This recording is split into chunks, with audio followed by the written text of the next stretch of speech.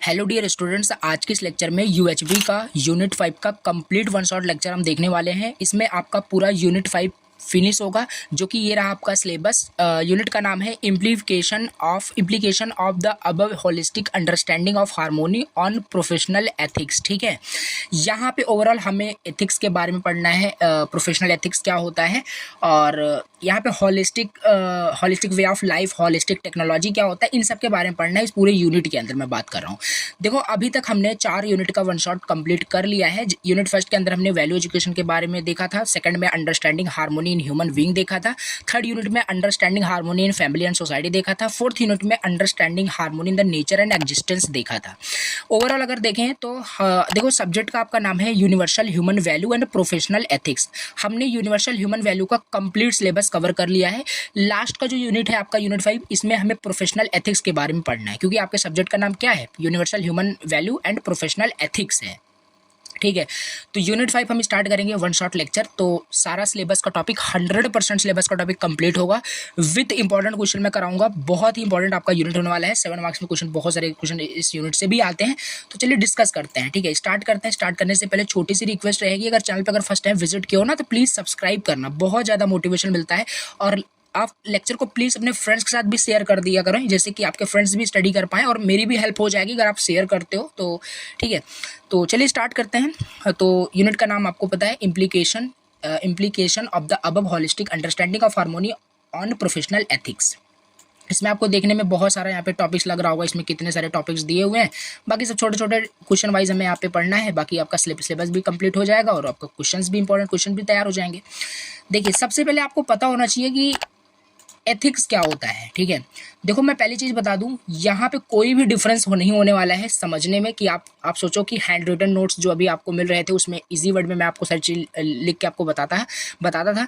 यहाँ पे भी जो आपको पीपीटी मिल रहा है, पीडीएफ जो इस तरीके से मिल रहा है, इसको भी मैंने टाइप करके ही लिखा हुआ है। इजी लैंग्वेज में सारी चीज़ें रहेगी। ठीक है, रटना नहीं पड़ेगा हमेशा की तरह आपको। ठीक है, समझ में आने वाला यहाँ पे सारी चीज़ें हैं। तो चलिए स्टार्ट करते हैं। एथिक्स क्या होता है, सबसे पहले आपको एथिक्स पता होना चाहिए।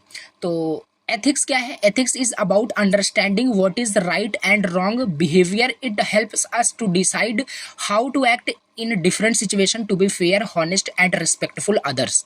देखो, मैं आपको एक चीज़ बताऊँ, इजी वर्ड में लिखा है, इतना डीपली भी मैं आपको फिर अब इसका हिंदी मीनिंग नहीं बताऊँ, समझ में आपको ऊपर से आ रहा होगा। ठीक है, अब जैसे एथिक्स का मतलब है कि क्या सही बिहेवियर है, क्या रॉन्ग बिहेवियर है, डिफरेंट सिचुएशन में फेयर रहना, हॉनेस्ट रहना, रिस्पेक्टफुल रहना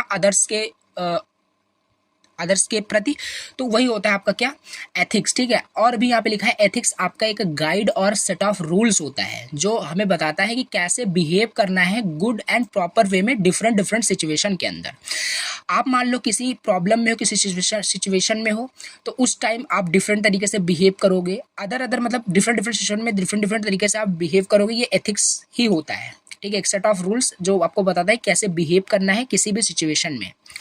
it help us to know what is right and what is wrong and how to treat people well. Okay, example यहाँ पे लिखा है, जैसे एक आपका एथिक्स हो जाएगा, अगर आपके अंदर एथिक्स है तो जैसे कि टेलिंग द ट्रूथ, ये भी एक एथिक्स है, यानी कि एक सेट ऑफ रूल्स है जो कि क्या है, जो गाइड करता है कि हमें सही बोलना चाहिए। Telling the truth is a ethics. तो जैसे if you find a wallet, जैसे सपोज करिए आपको एक वॉलेट मिलता है गिरा हुआ स्ट्रीट में। ठीक है, और एथिक्स आपके अंदर अगर है, वो आपको बोलेगा कि आपने जो वॉलेट आपको मिला है, ये इसके ऑनर्स को क्या करो, रिटर्न कर दो। ठीक है, बट इसी अगर आप एथिक्स आपके अंदर नहीं है, ठीक है, सेट ऑफ रूल्स आपके अंदर नहीं है, एज अ गाइडिंग प्रिंसिपल आपके अंदर नहीं है, ठीक है, तो क्या होगा कि आप मनी को निकाल भी सकते हो।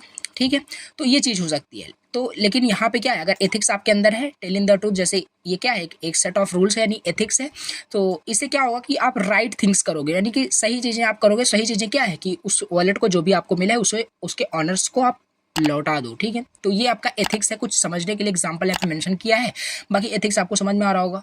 तो ये हो गया आपका बेसिक एथिक्स के बारे में। 2 मार्क्स में पूछ लेता है कि what is ethics, what do you understand by ethics, तो वो आप एक्सप्लेन कर सकते हैं। नाउ यहाँ पे हम अब क्वेश्चन वाइज देखते हैं, बाकी सिलेबस का ही टॉपिक आपका डिस्कस होगा। क्वेश्चन फर्स्ट यहाँ पे है, what are the values in interaction of human beings with the material things, give one example of each.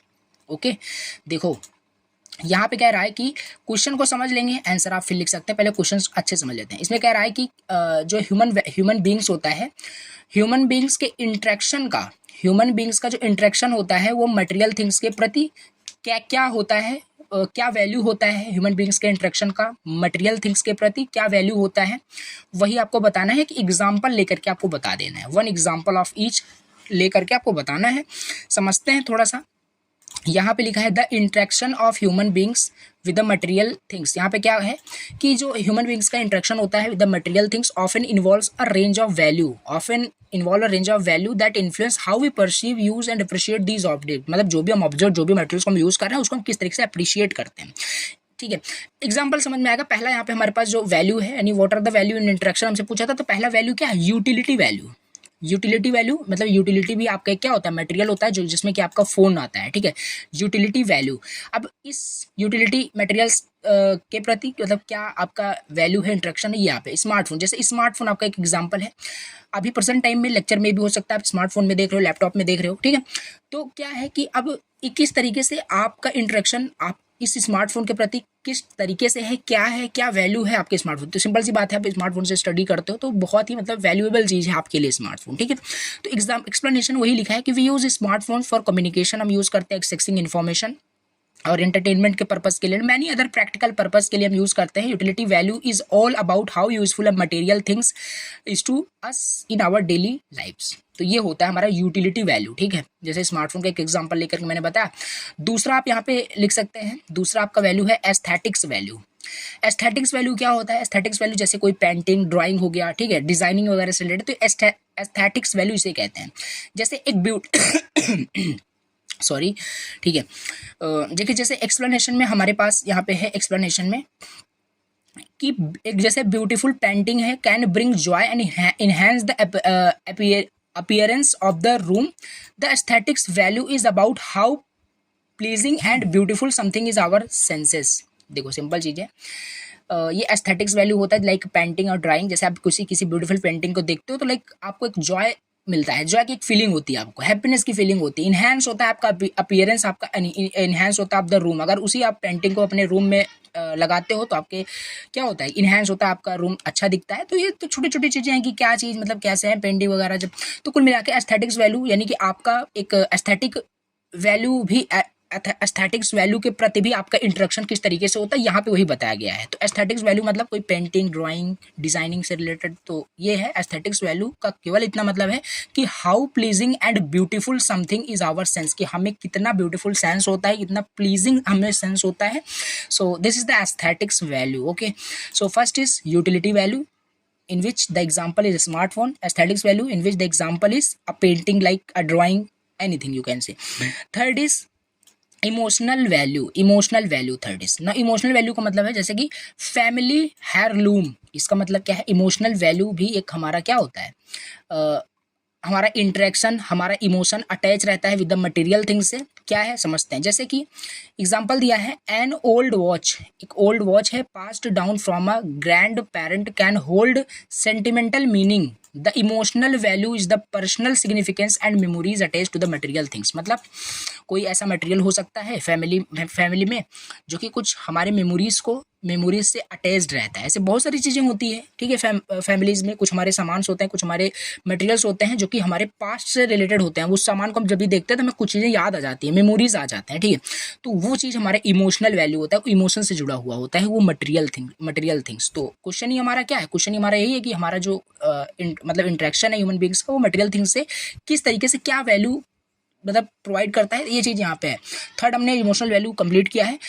Fourth यहाँ पे देखते हैं, फोर्थ यहाँ पे है इकोनॉमिक वैल्यू। फोर्थ क्या है, इकोनॉमिक वैल्यू। इकोनॉमिक मीन्स जैसे लाइक मनी। अब देखो ये तो बताने की जरूरत नहीं है कि मनी के प्रति ह्यूमन का क्या मतलब इंटरेक्शन होता है, क्योंकि मनी अपने आप में एक बहुत वैल्यूएबल चीज़ है, हाईली वैल्यूएबल चीज़ बोल सकते हैं। तो इंटरेक्शन उसके प्रति होता ही होता है एवरी ह्यूमन बींग्स का। तो यहाँ पे simple money allows us to buy good and services, मतलब सामान खरीदने के लिए, कोई सर्विसेज हमें परचेज करने के लिए। Economic value refers to the worth of a material things in the term of trade and financial benefits. तो ये तो एग्जाम्पल आप बहुत लिख सकते हो, मनी किस तरीके से इंपॉर्टेंट है for the human beings. Now fifth is symbolic value. Fourth economic value. Now fifth is symbolic value. Symbolic value का मतलब क्या होता है, कोई एक सिंबल, ठीक है, मतलब कोई एक सिंबल हो सकता है, कोई एक नोटेशन हो सकता है, जिसको मतलब कोई मटेरियल से जुड़ी चीज़ें कुछ हो सकती हैं जो कि आप देखते हो तो उससे भी आपका क्या होता है, एक सिंबॉलिक वैल्यू जनरेट होता है। मतलब कहने का क्या है, जैसे कि एक आप जैसे यहाँ पे एग्जाम्पल लिखा है अ वेडिंग रिंग, ठीक है। अब वेडिंग रिंग रिप्रेजेंट करता है the bond and commitment between married people, okay. The symbolic value is about what a material. Symbolic value का केवल इतना मतलब है कि what a material things stands for our represent, कि वो मटेरियल थिंग्स क्या रिप्रेजेंट कर रहा है, लाइक अ सिंबॉलिक रिप्रेजेंटेशन क्या कर रहा है। जैसे वेडिंग रिंग क्या कर रहा है, वो रिप्रेजेंट कर रहा है लाइक कमिटमेंट और represent the bond between two people who is married, okay.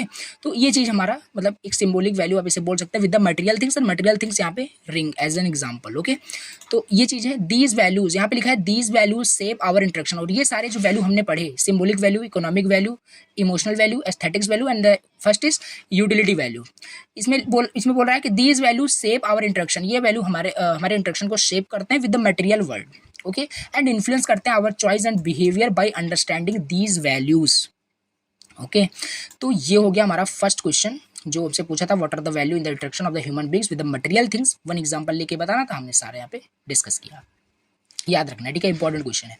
Now let's move on next question. Question second यहाँ पे क्या कह रहा है, what is ethical human conduct, क्या होता है, एक्सप्लेन करो in the terms of values, policies and characters with appropriate example, okay. इसमें हमें बताना है एथिकल ह्यूमन कंडक्ट का मतलब क्या होता है, और हमें पहले तो डिफाइन करना है एथिकल ह्यूमन कंडक्ट होता क्या है, फिर हमें इसी एथिकल ह्यूमन कंडक्ट को लाइक वैल्यूज में इंप्लीमेंट करना है, पॉलिसीज में, कैरेक्टर्स में, कुछ एग्जांपल लेकर के समझते हैं। आंसर में यहाँ पे ethical human conduct is about behaving in a way that is fair, honest and respectful to others. Ethical human conduct का केवल इतना मतलब है कि बिहेव करना in a way that is fair, honest and respectful to others. It means doing the right things. It means doing the right things and making choice that consider the well-being of everyone involved. ठीक है, तो ये है। और भी easy explanation में यहाँ पे नीचे लिखा है, एथिकल ह्यूमन कंडक्ट का मतलब होता है कि एक्ट करना in a good and proper way towards other, दूसरों के प्रति बहुत अच्छे से बिहेव करना, उनसे अच्छे से कम्युनिकेट करना, बात करना। एथिकल ह्यूमन कंडक्ट का मतलब यही होता है, ठीक है। रिस्पेक्टफुल रहना towards others and being honest towards other, being kindness towards other, this is the ethical human conduct, okay. It involves, यहाँ पे वही लिखा है, हॉनेस्ट, ये सब देख लिया। एग्जाम्पल यहाँ पे कुछ लिखा हुआ है, एग्जाम्पल यहाँ पे लिखा है जैसे कि एथिकल ह्यूमन कंडक्ट का एक एग्जाम्पल यहाँ पे लिखा है, helping others. helping others, if you see someone who needs help like an elderly person struggling with their groceries, you can say, देखो helping others ये भी एक ethical human conduct का एक एग्जांपल है। जैसे कि अगर आप किसी को मतलब हेल्प एज अ हेल्प करना चाहते हो, मतलब किसी को किसी परेशानी में अगर आप देखते हो, लाइक जैसे यहाँ पे देखो एल्डर एक पर्सन है जो कि स्ट्रगल कर रहे हैं अपने ग्रोसरीज पे, तो आप उनसे जाके पूछ सकते हो हेल्प के लिए कि यू ऑफर असिस्टेंस, ठीक है, मतलब उनकी हेल्प करने के लिए, यानी आप दिखा सकते हो एथिकल ह्यूमन कंडक्ट यही होता है। एग्जाम्पल यहाँ पे लिया गया है, this shows kindness and respect towards the other person, ठीक है। तो ये चीज़ हमारे पास है, एथिकल ह्यूमन कंडक्ट हमने यहाँ पे डिस्कस कर लिया, ठीक है। अब हम थोड़ा सा देखेंगे explain in terms of values, इन सब में हमें यहाँ पे देखना है। और लेकिन यहाँ पे एग्जांपल दिया है, ये तो एक एग्जांपल हो गया एथिकल ह्यूमन कंडक्ट का, और भी एग्जांपल अगर देखना है तो यहाँ पे और भी एग्जांपल लिखा हुआ है, being honest. If you accidentally, जैसे कि आप अपने एग्जांपल यहाँ पे लिखा है, मैं इसको एक्सप्लेन डायरेक्ट कर दे रहा हूँ।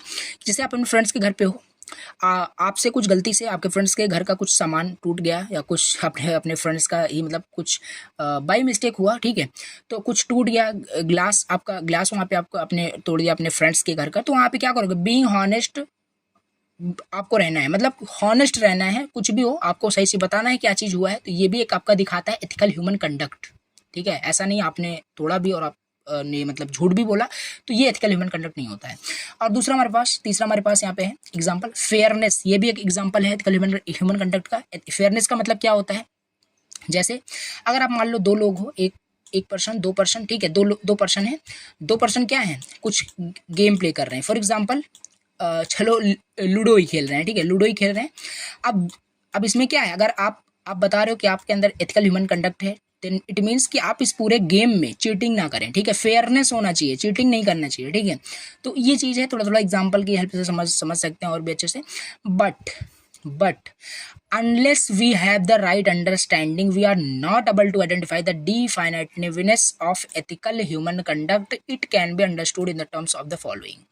हालांकि इन सब का राइट अंडरस्टैंडिंग होने के बावजूद भी हम क्या है, एथिकल ह्यूमन कंडक्ट को पूरी तरीके से अप्लाई नहीं कर सकते हैं.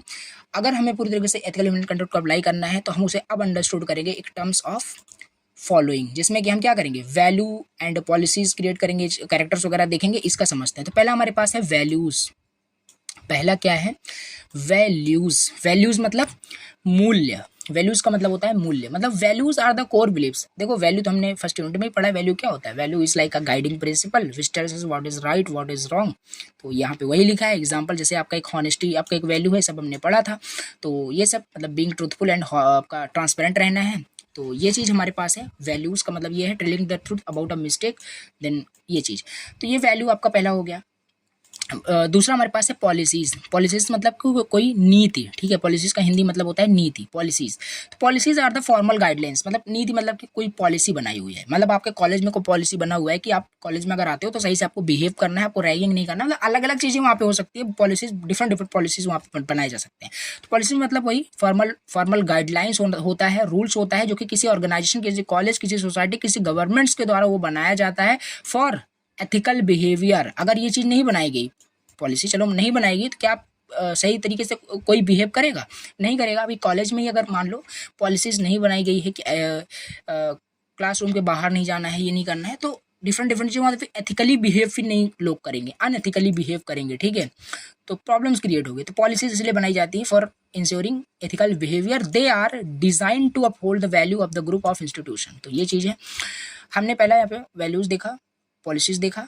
ठीक है, अब थोड़ा सा एग्जाम्पल हम देखते हैं. पॉलिसीज का एग्जाम्पल क्या क्या है, पॉलिसीज का एग्जाम्पल क्या क्या है. पहला हमारे पास है code of conduct. Code of conduct एक पॉलिसीज का एग्जाम्पल है. जैसे कि set of guidelines outlines acceptable behaviour. देखिए जैसे कोई कंपनी है, कंपनी ने क्या किया है, एक मतलब क्या बनाया है, पॉलिसी बनाया है, जहाँ पे कि मतलब एक सेट ऑफ मतलब एक रूल बनाया है, गाइडलाइन बनाया है, पॉलिसीज बनाया है, जो कि एवरी वहाँ पे जो भी एम्प्लॉय है उसे फॉलो करना पड़ेगा उनको. ठीक है, तो वैसे like an our college example समझ सकते हैं. So a company policy that prohibits discrimination and harassment in the workplace पे डिस्क्रिमिनेशन एंड हरासमेंट अलाउड नहीं है, ये पॉलिसी बनाई गई है. तो ऐसा कुछ आप समझ सकते हैं एग्जाम्पल पॉलिसी. और भी यहाँ पे लिख सकते हैं, आप अपने मन से बहुत सारी चीज़ लिख सकते हैं. जैसे एग्जाम्पल और पॉलिसी का इन्वायरमेंटल पॉलिसी हमारे मतलब इंडिया में है. तो ठीक है, बहुत सारी चीज़ें हैं. तो rules to protect preserve the environment, मतलब प्रोटेक्ट करना इन्वायरमेंट को. तो ये सब छोटी चीज़ें हैं, आप ये समझ सकते हैं. प्राइवेसी पॉलिसी भी हमारा एक मोस्ट इंपॉर्टेंट थिंग्स है. मतलब कि किसी पर्सन के प्राइवेसी को लीक करना, that is not legal, this is illegal. तो प्राइवेसी पॉलिसी भी एक गाइडलाइंस है on how to handle personal information को कैसे हैंडल करना है. ठीक है, इसका भी एग्जाम्पल आप लिख सकते हैं. तो ये हो गया हमारा पॉलिसीज. नाउ थर्ड इज हमारा क्या है, कैरेक्टर्स. कैरेक्टर का मतलब क्या होता है, कैरेक्टर मतलब चरित्र. ठीक है, हिंदी में चरित्र.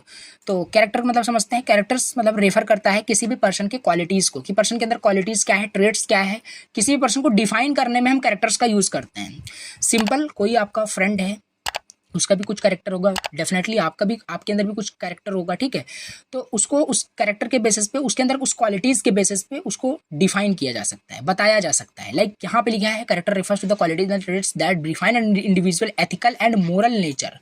It is the manifestation of values in one's behaviour over time. तो ये कैरेक्टर का सिंपल मतलब है कि क्या qualities and traits to define an individual ethical and moral nature. Okay, तो एग्जाम्पल हमने देखा. अब यहाँ पे एग्जाम्पल इसका देख लेते हैं. कैरेक्टर्स का एग्जाम्पल देखते हैं. Character traits. ठीक है, चरित्र के गुण. ठीक है, चरित्र के गुण हमें हिंदी में अगर बोले तो ऐसा समझना है. तो इंटीग्रिटी, पहले इंटीग्रिटी का मतलब क्या होता है, देखो एग्जाम्पल समझ में आएगा. देखो जैसे एज अ पर्सन, अगर आपको एक लॉस्ट वॉलेट मिला, जैसे प्रीवियस हमने देखा था, अगर देखो इवन उसमें वॉलेट के अंदर बहुत सारे पैसे भी थे, और आपने जब उस पर्स को उठाया, वॉलेट को उठाया जहाँ पे वो गिरा था, तो इवन आपको किसी ने देखा नहीं था उठाते वक्त, आप चाहते तो उस पर्स को रख भी सकते थे. अगर आप पर्स को रख लेते, वापस ना करते, टू इट्स ऑनर. तो पहली चीज़ तो आपके अंदर एथिक्स नाम की कोई चीज़ ही नहीं है, एथिकल ह्यूमन कंडक्ट है ही नहीं. सेकंड चीज़, फिर कैरेक्टर्स पे इफेक्ट क्या आएगा कि कैरेक्टर आपका जो है, कैरेक्टर में जो इंटीग्रिटी होती है, आपके कैरेक्टर की जो इंटीग्रिटी है, मीन्स कि आपने उसे लौटाया नहीं, आपकी इंटीग्रिटी बहुत ही मतलब बेकार है, ऐसा समझ सकते हैं. लेकिन अगर आप उस वॉलेट को जो आपको मिला है, उसे आप रिटर्न कर देते हैं to its real owner, then it means कि आपके कैरेक्टर की जो इंटीग्रिटी है वो काफ़ी बढ़िया है। इंटीग्रिटी का मतलब केवल इतना है कि इसे कोई चीज़ का मतलब कितना अच्छा होना, ऐसा कुछ आप रिलेट करिए। तो ये चीज़ है इंटीग्रिटी, फिर बढ़िया अगर आप उसे रिलेट कर देंगे इसका। बाकी अब यहाँ पे सेकंड में यहाँ पे देखते हैं इम्पैथी। जैसे इम्पैथी फिर से एग्जांपल हम यहाँ पे देख सकते हैं, जैसे ability to understand and share the feelings to others, मतलब आप अपने फीलिंग्स को दूसरों को शेयर भी कर पा रहे हो, दूसरे की फीलिंग्स को समझ भी पा रहे हो, this is in empathy. So like यहाँ पे हमारे पास है because you feel compassion of, देखिए एग्जांपल इसका ये है, जैसे कि मान लो कोई सैड मोमेंट में है एंड उसके फीलिंग्स को आप ऐसा जॉय फीलिंग्स आप समझ रहे हो, तो समझने की फिर अंडरस्टैंडिंग प्रॉब्लम है आपके फीलिंग्स को, तो ये चीज़ है, आप एबिलिटी होनी चाहिए आपके अंदर अंडरस्टैंड करने की सामने वाले के फीलिंग्स को, कि वो किस तरीके से प्रेजेंट टाइम में क्या फील कर रहा है, ये एम्पैथी होना चाहिए। तो ये चीज़ हमारे पास क्या है, एथिकल ह्यूमन कंडक्ट के अंदर ये चीज़ आता है। अब यहाँ पे करेज भी है, और अब डिफरेंट सिचुएशन में प्रॉब्लम्स आती है, because life is fulfil of problems, we all know. तो ये चीज़ तो होना ही चाहिए, ठीक है। तो ये भी एक एग्जाम्पल हो जाएगा आपका। हम इसमें कैरेक्टर्स में हम ये सब पढ़ रहे हैं, ठीक है। कैरेक्टर्स के अंदर हम ये सब एग्जाम्पल देख रहे हैं कि कैरेक्टर के अंदर क्या क्या आता है। कैरेक्टर आपका एक करेज भी एक कैरेक्टर होता है, कि आपका फ्रेंड, आप अपने फ्रेंड को एज एक कैरेक्टर के बेस पे अगर डिफाइन करना हो तो आप बोल सकते हो आपका फ्रेंड जो है, आपके फ्रेंड के अंदर काफ़ी करेज है, वो बहुत साहसी है, ऐसे बोल सकते हो। आपका फ्रेंड काफ़ी इम्पैथेटिक है, आपके फ्रेंड की कैरेक्टर काफ़ी इंटीग्रिटी है, तो उसको उस बेसिस पे क्या कर सकते हो, डिफाइन कर सकते हो किसी भी पर्सन को। ये हो गया क्या, कैरेक्टर हो गया, ठीक है। अब यहाँ पे इसी में है आपका 7 मार्क्स के अंदर ही जब आएगा तो आपको इतना पूरा लिखना है। क्वेश्चन आपको मैंने दिखाया था। अब थोड़ा सा ये 2 मार्क्स में भी कभी कभी क्वेश्चन ये पूछ लेता है, डायरेक्टली ऐसे पूछता है 5 वैल्यू आपको बताना है जो कि नेसेसरी है एथिकल ह्यूमन कंडक्ट के लिए। मतलब 5 वैल्यू क्या क्या है जो कि आवश्यक है एथिकल ह्यूमन कंडक्ट के लिए। एथिकल ह्यूमन कंडक्ट तो हमने समझ लिया, तो 5 वैल्यू हमें देखना है क्या क्या 5 वैल्यू है जो कि एथिकल ह्यूमन कंडक्ट के लिए इंपॉर्टेंट है। पहला love, second peace, and the next one is truth and non-violence, and the next is right conduct। अब देखो, अगर आपसे एग्जाम में पूछा जाता है, कोर ह्यूमन वैल्यू, ठीक है। देखो मैं आपको बता दे रहा हूँ जिससे कि कंफ्यूजन ना हो। कोर ह्यूमन वैल्यू जो होता है, ये 5 कोर ह्यूमन वैल्यू होते हैं। एक सेकंड, यहाँ पे लिखने में काफ़ी इशू आता है, ठीक है। देखिए कोर ह्यूमन वैल्यू क्या है, अगर आपसे 2 मार्क्स में पूछता है कि मतलब मतलब ये पूछा गया है इसलिए मैंने आपको बता दिया। लिस्ट करना है आपको, list the core human value, यानी आपको 5 कोर ह्यूमन वैल्यू लिखना है जो कि आपका लव है, पीस है, ट्रूथ है, नॉन वायलेंस है, राइट कंडक्ट है। अगर पूछता है 5, और यही 5 वैल्यू जो है एथिकल ह्यूमन कंडक्ट के लिए इंपॉर्टेंट होती हैं। तो ये हो गया। अब ये सब तो आप इसे पढ़ ही सकते हो, अनसेल्फिश होता है, कंट्रोल द माइंड, ये सब देख लेना, ठीक है। 5 कोर वैल्यू यही आपके होते हैं, core human value. Next question हमारे पास है, डिस्कस करिए what you mean by universal human order. Very important question. Universal human order से आप क्या समझते हैं, ठीक है। बस इसको आपको डिफाइन करना है। अगर 7 मार्क्स में आता है तो इसके की कंटेंट भी लिखना है जो भी नीचे यहाँ पे मैं लिखा हूँ। तो डिस्कस करिए what do you mean by universal human order. Now universal human order refers to a concept of an ideal and harmonious way of living where all human beings coexist peacefully and cooperate with each other for mutual well-being and happiness। मतलब देखो universal human order का मतलब है कि जहाँ पर living beings and non living beings, कहने का मतलब है जहाँ पर ऑल ह्यूमन बींग्स कोएग्जिस्ट करें पीसफुली एंड कॉपरेट करें विद ईच अदर। सॉरी, यहाँ पे नॉन लिविंग बींग्स नहीं, तो यहाँ पे देखिए यूनिवर्सल ह्यूमन ऑर्डर का मतलब है कि सिंपल जितने भी वहाँ पे ह्यूमन बींग्स हैं, ठीक है, जितने भी ह्यूमन बींग्स हैं वो आपस में कोएग्जिस्ट रहें पीसफुली, शांतिपूर्वक, और कॉपरेट करें एक दूसरे को, ठीक है। एक दूसरे को क्या करें, कॉपरेट करें for mutual wellbeing and happiness के लिए, एक दूसरे को क्या करें, वही होता है आपका यूनिवर्सल ह्यूमन ऑर्डर। और अच्छे समझ में आएगा, आगे भी एग्जांपल के हेल्प से समझते हैं। Here is the simple explanation of its main idea, जिसमें क्या क्या है यूनिवर्सल ह्यूमन ऑर्डर के। पहला हमारे पास है हार्मोनी एंड पीस। पहला क्या है, harmony and peace. Explanation, people live in harmony and peace with one another, there is no conflict. Simple, अगर पीपल अगर पीपल हारमोनी में रहें और पीस में रहें तो क्या कोई कॉन्फ्लिक्ट जनरेट होगा? No, there is no conflict and everyone respect and other rights and dignity. मतलब हर पर्सन क्या होगा? रिस्पेक्ट के साथ रहेगा, पीसफुली रहेंगे, कोई प्रॉब्लम नहीं होगी। हारमोनी एंड पीस ये क्या है? एक आपका एग्जाम्पल हो जाएगा यूनिवर्सल ह्यूमन ऑर्डर का। यूनिवर्सल ह्यूमन ऑर्डर का मतलब क्या था कि जहाँ पर ह्यूमन क्या करें, आपस में कोएग्जिस्ट रहें, साथ साथ रहें, ठीक है, लड़ाई झगड़े ना करें, ऐसा समझिए हिंदी में। तो पीसफुली हो, कॉपरेट करें with each other for mutual happiness के लिए, म्यूचुअल वेल बीइंग के लिए। तो एग्जाम्पल यहाँ पे दिया है हारमोनी एंड पीस। अगर कोई दो पर्सन है या ह्यूमन बीइंग है, अगर वो आपस में हारमोनी एंड पीसफुली रहते हैं, then there is no conflict we can see. तो ये सारी चीज़ें होती है। दूसरा हम एग्जाम्पल यहाँ पे और अच्छे समझ सकते हैं। दूसरा एग्जाम्पल हमारे पास है cooperation and mutual support. Now cooperative होने चाहिए, ठीक है, ह्यूमन बींग्स आपस में कॉपरेटिव होने चाहिए। और म्यूचुअल सपोर्ट मतलब कि यहाँ पे समझते हैं एक्सप्लेनेशन में, एवरीवन हेल्प्स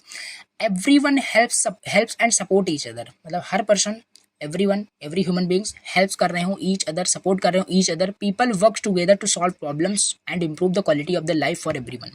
मतलब अगर एक पर्सन को कोई प्रॉब्लम आती है तो दूसरा भी उससे क्या कर रहा है? कॉपरेट कर रहा है, उसे सपोर्ट कर रहा है, ऐसा कुछ होना चाहिए, ठीक है। और इससे क्या होगी?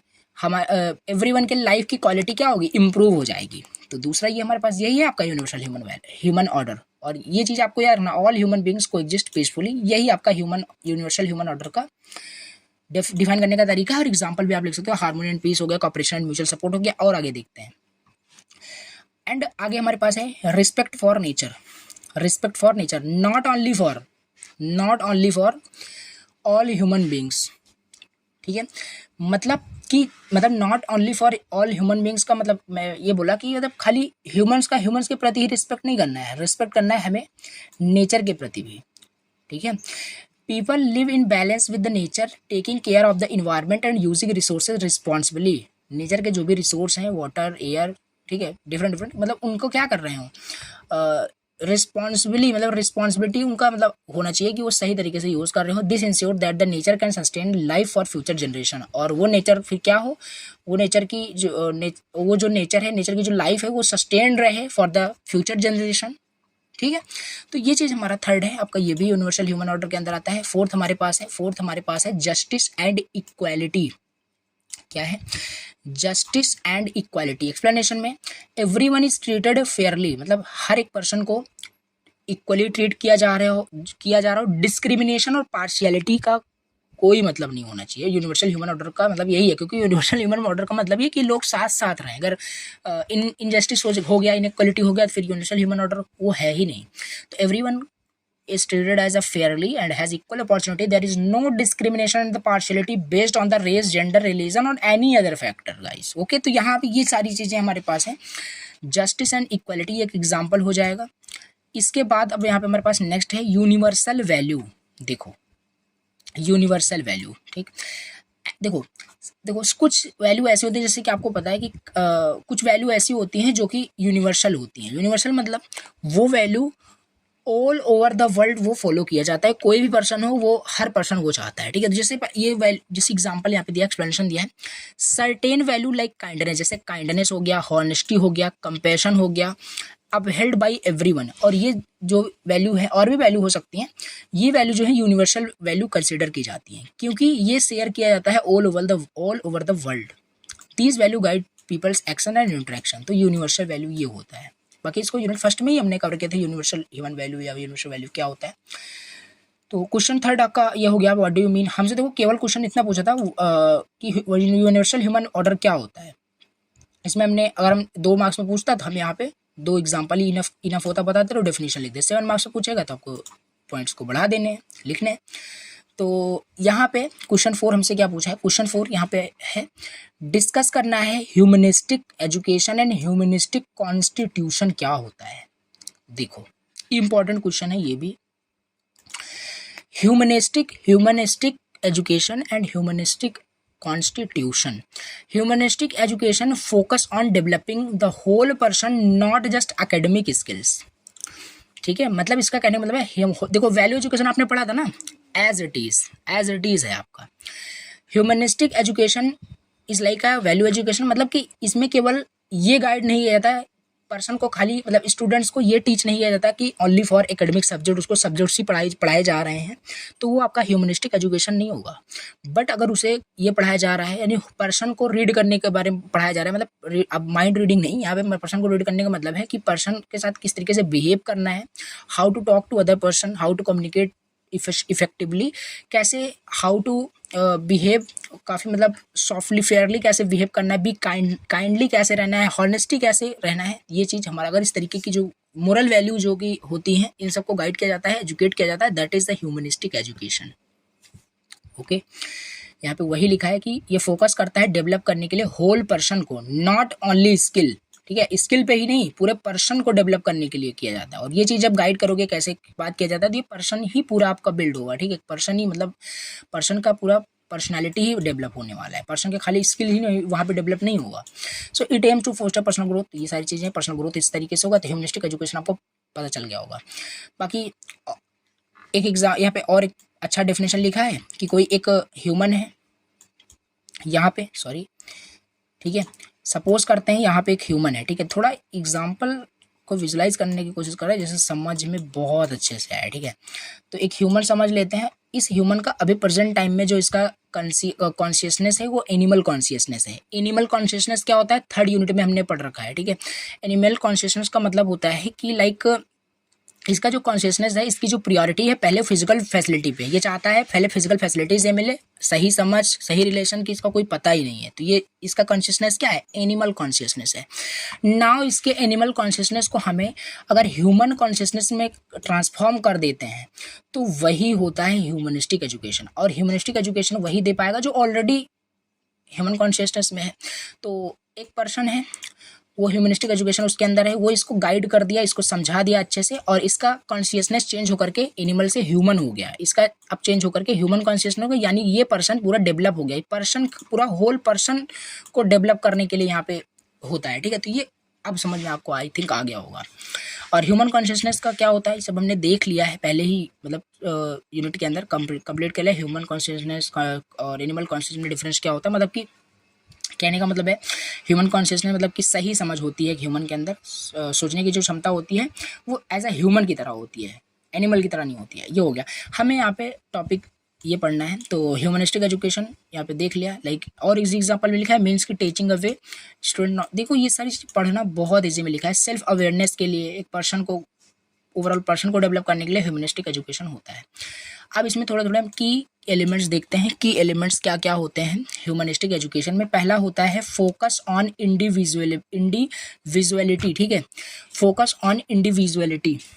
इंडिविजुअलिटी का मतलब क्या होता है, इंडिविजुअलिटी का मतलब है each students is seen as unique unique. ठीक है, each students is seen as unique. Focus on individuality मतलब हर एक students each student is seen as unique. Education is tailored to help each person realize their full potential and develop their own talents and interest.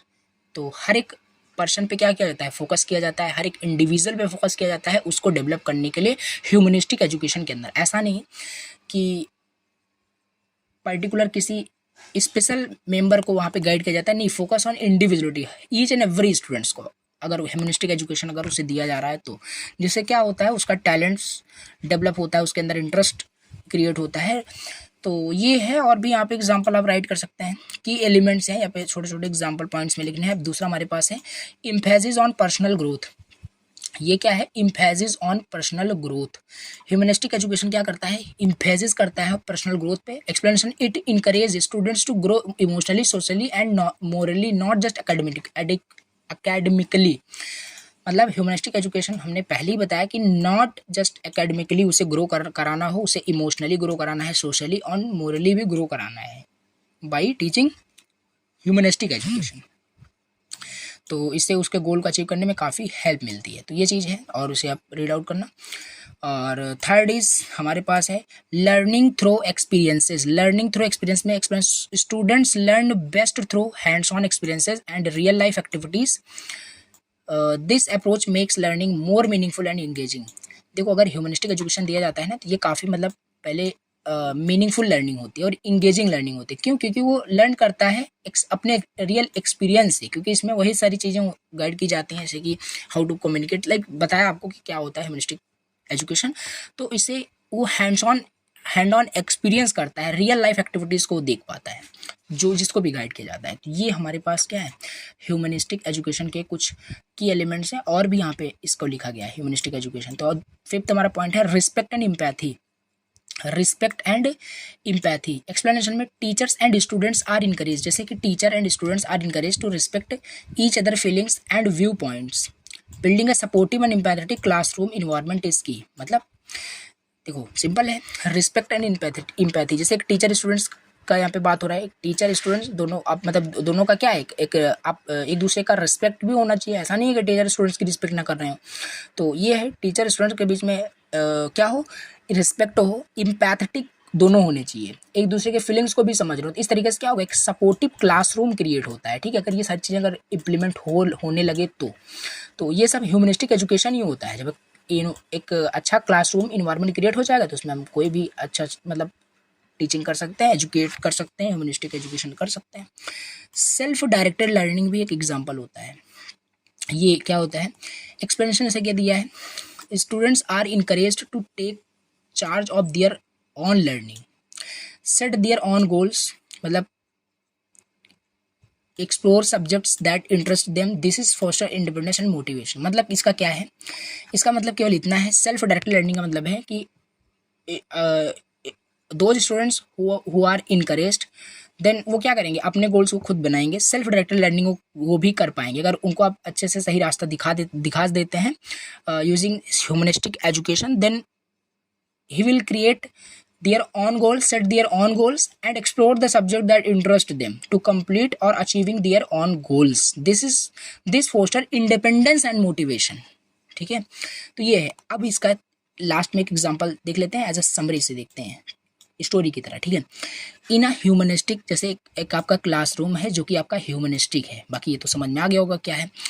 Instead of just learning about history, केवल हमें history के बारे में, मतलब instead of just learning about history a teacher might organise a project where students research recreate historical event, encouraging team work, creativity and deeper understanding. ये होता है आपका ह्यूमनिस्टिक एजुकेशन। ना केवल उसमें आपको हिस्ट्री और एकेडमिक सब्जेक्ट्स के बारे में पढ़ाया, उसमें रियल वर्ल्ड चीज़ों के बारे में आपको पढ़ाया जाता है, प्रोजेक्ट्स के बारे में। ठीक है, जिसमें कि आपको नई नई चीज़ें, क्रिएटिविटी, डीपर अंडरस्टैंडिंग होती है। तो ये आपका ह्यूमनिस्टिक एजुकेशन होता है। I think now humanistic education आपका क्लियर हो गया होगा। नाउ अब हम ह्यूमनिस्टिक कॉन्स्टिट्यूशन समझते हैं, ह्यूमनिस्टिक कॉन्स्टिट्यूशन समझ लेते हैं। देखो ह्यूमनिस्टिक कॉन्स्टिट्यूशन क्या होता है। Humanistic constitution refers to a set of fundamental principle and values that guide the governance and organization of a society ensuring it is centered। देखो क्या लिखा है, देखो थोड़ा सा टेक्निकल टर्म में लिखा है, यहाँ पे इसका है इजी एक्सप्लेनेशन। ह्यूमनिस्टिक कॉन्स्टिट्यूशन का मतलब होता है एक सेट ऑफ रूल्स। देखो कॉन्स्टिट्यूशन से मत पहले आप मतलब समझो, ह्यूमनिस्टिक का मतलब समझ आएगा। कॉन्स्टिट्यूशन का मतलब होता है set of rules, set of fundamental principal.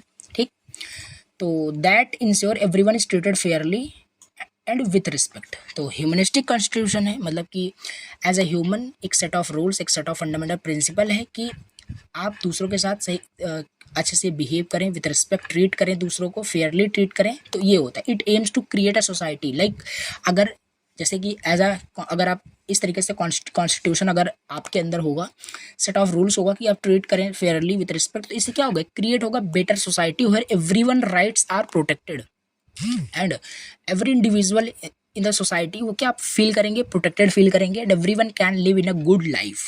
ठीक, तो ये होता है हमारा ह्यूमनिस्टिक कॉन्स्टिट्यूशन। एक बार फिर से बताते हैं ह्यूमनिस्टिक कॉन्स्टिट्यूशन का क्या होता है। ह्यूमनिस्टिक कॉन्स्टिट्यूशन का मतलब एक सेट ऑफ रूल्स, जिस रूल्स को अगर आप फॉलो करते हो तो ये इंश्योर करता है। Humanistic constitution is a set of rules that ensure, जो इंश्योर करता है कि एवरीवन ट्रीट किया जाएगा फेयरली एंड विथ रिस्पेक्ट। ठीक, ये है। इसके भी हम क्या करेंगे, कुछ की एलिमेंट्स देखेंगे।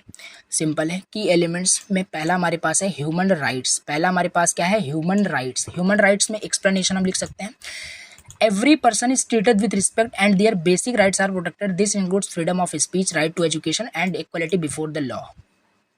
सिंपल, ह्यूमन का राइट्स ये भी एक कॉन्स्टिट्यूशन है, मतलब एक सेट ऑफ रूल्स। अब सिंपल सी बात है, हर एक ह्यूमन का एक फंडामेंटल ऑफ राइट होता है, like freedom of speech, right to education, equality before the law, तो ये सारी चीज़ें होती हैं। तो ये भी हमारा क्या होगा, ह्यूमनिस्टिक कॉन्स्टिट्यूशन का एक एग्जाम्पल होगा, एक एलिमेंट हम बोल सकते हैं। सेकंड हमारे पास है focus on well being. Focus on well being, the primary goal is the well being of the all the citizens. This includes physical health, mental health and overall quality of life. Focus on well-being. Overall set of rules से constitution से क्या होगा, overall well being होना, कुल मिला के बढ़िया बनना, ठीक है, अच्छा होना। सो प्राइमरी गोल यही है कि वेल बीइंग होना, सारे सिटीजन्स का, सारे सिटीजन्स अच्छे से रहें, तो ये चीज़ है। दिस इंक्लूड्स फिजिकल हेल्थ रहे उनका, फिजिकली वो हेल्दी रहें, मेंटली वो हेल्दी रहें, overall quality of the life होनी चाहिए, लाइफ की क्वालिटी होनी चाहिए। Focus on well being. Now third is democratic participation. Democratic participation का मतलब क्या है, एक्सप्लेनेशन में people have a say in how they are governed, they can participate in decision making process and have the right to vote and express their opinions. तो हर एक person का एक डेमोक्रेटिक पार्टिसिपेशन है, डेमोक्रेसी में एक participation है, मतलब कि लाइक का वोट, ठीक है, राइट टू वोट है सभी का, एक्सप्रेस दियर ओपिनियंस, अपने ओपिनियंस को एक्सप्रेस करने का एक राइट्स है टू द ह्यूमन। तो ये होता है डेमोक्रेटिक पार्टिसिपेशन, ठीक है। फोर्थ यहाँ पे आपका यहाँ पे पॉइंट्स है इसमें, social justice and equality. Social justice and equality ये भी क्या है, एक सेट ऑफ रूल्स, यानी humanistic constitution. The constitution ensure करता है that everyone has equal opportunity, कि मतलब यहाँ पे वही कि इक्वालिटी होनी चाहिए, इनजस्टिस नहीं होना चाहिए, ठीक है, सभी को इक्वल अपॉर्चुनिटी दिया जाए, वहाँ पे कोई डिस्क्रिमिनेशन नहीं होना चाहिए ओवरऑल। तो ये भी एक रूल बनाया गया है। तो इन्वायरमेंटल रिस्पॉन्सिबिलिटी ये भी एक humanistic, as a humanistic constitution है आपका। There is a commitment to protect the environment and using natural resources sustainably, ensuring a healthy planet for future generation. मतलब नेचर को हमें प्रोटेक्ट करके रखना है, इन्वायरमेंटल रिस्पॉन्सिबिलिटी भी हमारे अंदर होनी चाहिए। As a humanistic constitution set of rule, set of laws हमें क्रिएट करते हैं। तो there is a commitment to protecting the environment and using natural resources sustainably, ensuring a healthy planet for future generation. और अगर यहाँ पे थोड़ा सा एज अ समरी, जैसे लास्ट में हमने समझा था, कुछ इजी एग्जांपल कर सकते, तो यहाँ पे समझते हैं। ह्यूमनिस्टिक कॉन्स्टिट्यूशन आपका हो सकता है जैसे कि might include provision for tree and accessible health care for all citizens, protection against discrimination and laws ensuring that everyone has access to clean water and the air. यही है आपका एक ह्यूमनिस्टिक कॉन्स्टिट्यूशन का एक रियल एग्जाम्पल, कि accessible health care हो, मतलब सभी सिटीजन्स के लिए है, प्रोटेक्शन अगेंस्ट डिस्क्रिमिनेशन अगर हो रहा है तो उसके अगेंस्ट वहाँ प्रोटेक्शन का भी लॉज बनाया गया है, रूल्स बनाया गया है, and laws ensuring that everyone that access to clean water, clean food, clean air. तो कुछ यही है आपका सेट ऑफ जो लॉज, सेट ऑफ रूल्स जो बनाए गए हैं फॉर द ह्यूमंस। तो ये ह्यूमनिस्टिक कॉन्स्टिट्यूशन का मतलब है। बाकी इसको हमने पहले ही देखा कि इसका पूरा मतलब क्या है ह्यूमनिस्टिक कॉन्स्टिट्यूशन का। तो ये आपको लिखना है। तो ये इस तरीके से आपका ये क्वेश्चन कंप्लीट हुआ। क्वेश्चन आपसे पूछा क्या था, डिस्कस आपको करना है 7 मार्क्स में। ये अगर पूछा जाता है पूछेगा आपसे ह्यूमनिस्टिक एजुकेशन बताओ, पूरा आपको लिखना है, ह्यूमनिस्टिक कॉन्स्टिट्यूशन आपको बताना है। नाउ फिफ्थ क्वेश्चन डिस्कस करते हैं। फिफ्थ क्वेश्चन हमारा है, what do you understand by professional ethics, explain करो। देखो शुरुआत में ही हमने एथिक्स तो समझ लिया था, क्या है एथिक्स, ठीक ना। प्रोफेशनल एथिक्स क्या है, एथिक्स तो हमें पता है एथिक्स क्या है, प्रोफेशनल एथिक्स क्या है। देखो professional ethics refers to the moral principle and standards that guide behaviour in a specific profession. जैसे नाम से इसका प्रोफेशनल एथिक्स, यानी हमें एथिक्स को गाइड किया जाता है, कैसे हमें एथिक्स हमें क्या करता है, गाइड करता है कैसे बिहेव करना है डिफरेंट सिचुएशन में, फेयरली कैसे मतलब बिहेव करना है। तो ये प्रोफेशनल एथिक्स हमें बताता है कैसे as a professional, as a profession में हम किसी प्रोफेशन में, उस प्रोफेशन में हमें किस तरीके से बिहेव करना। Like if we are a software engineer, as a software engineer that how to behave with the other engineer, other communities, then how we can behave.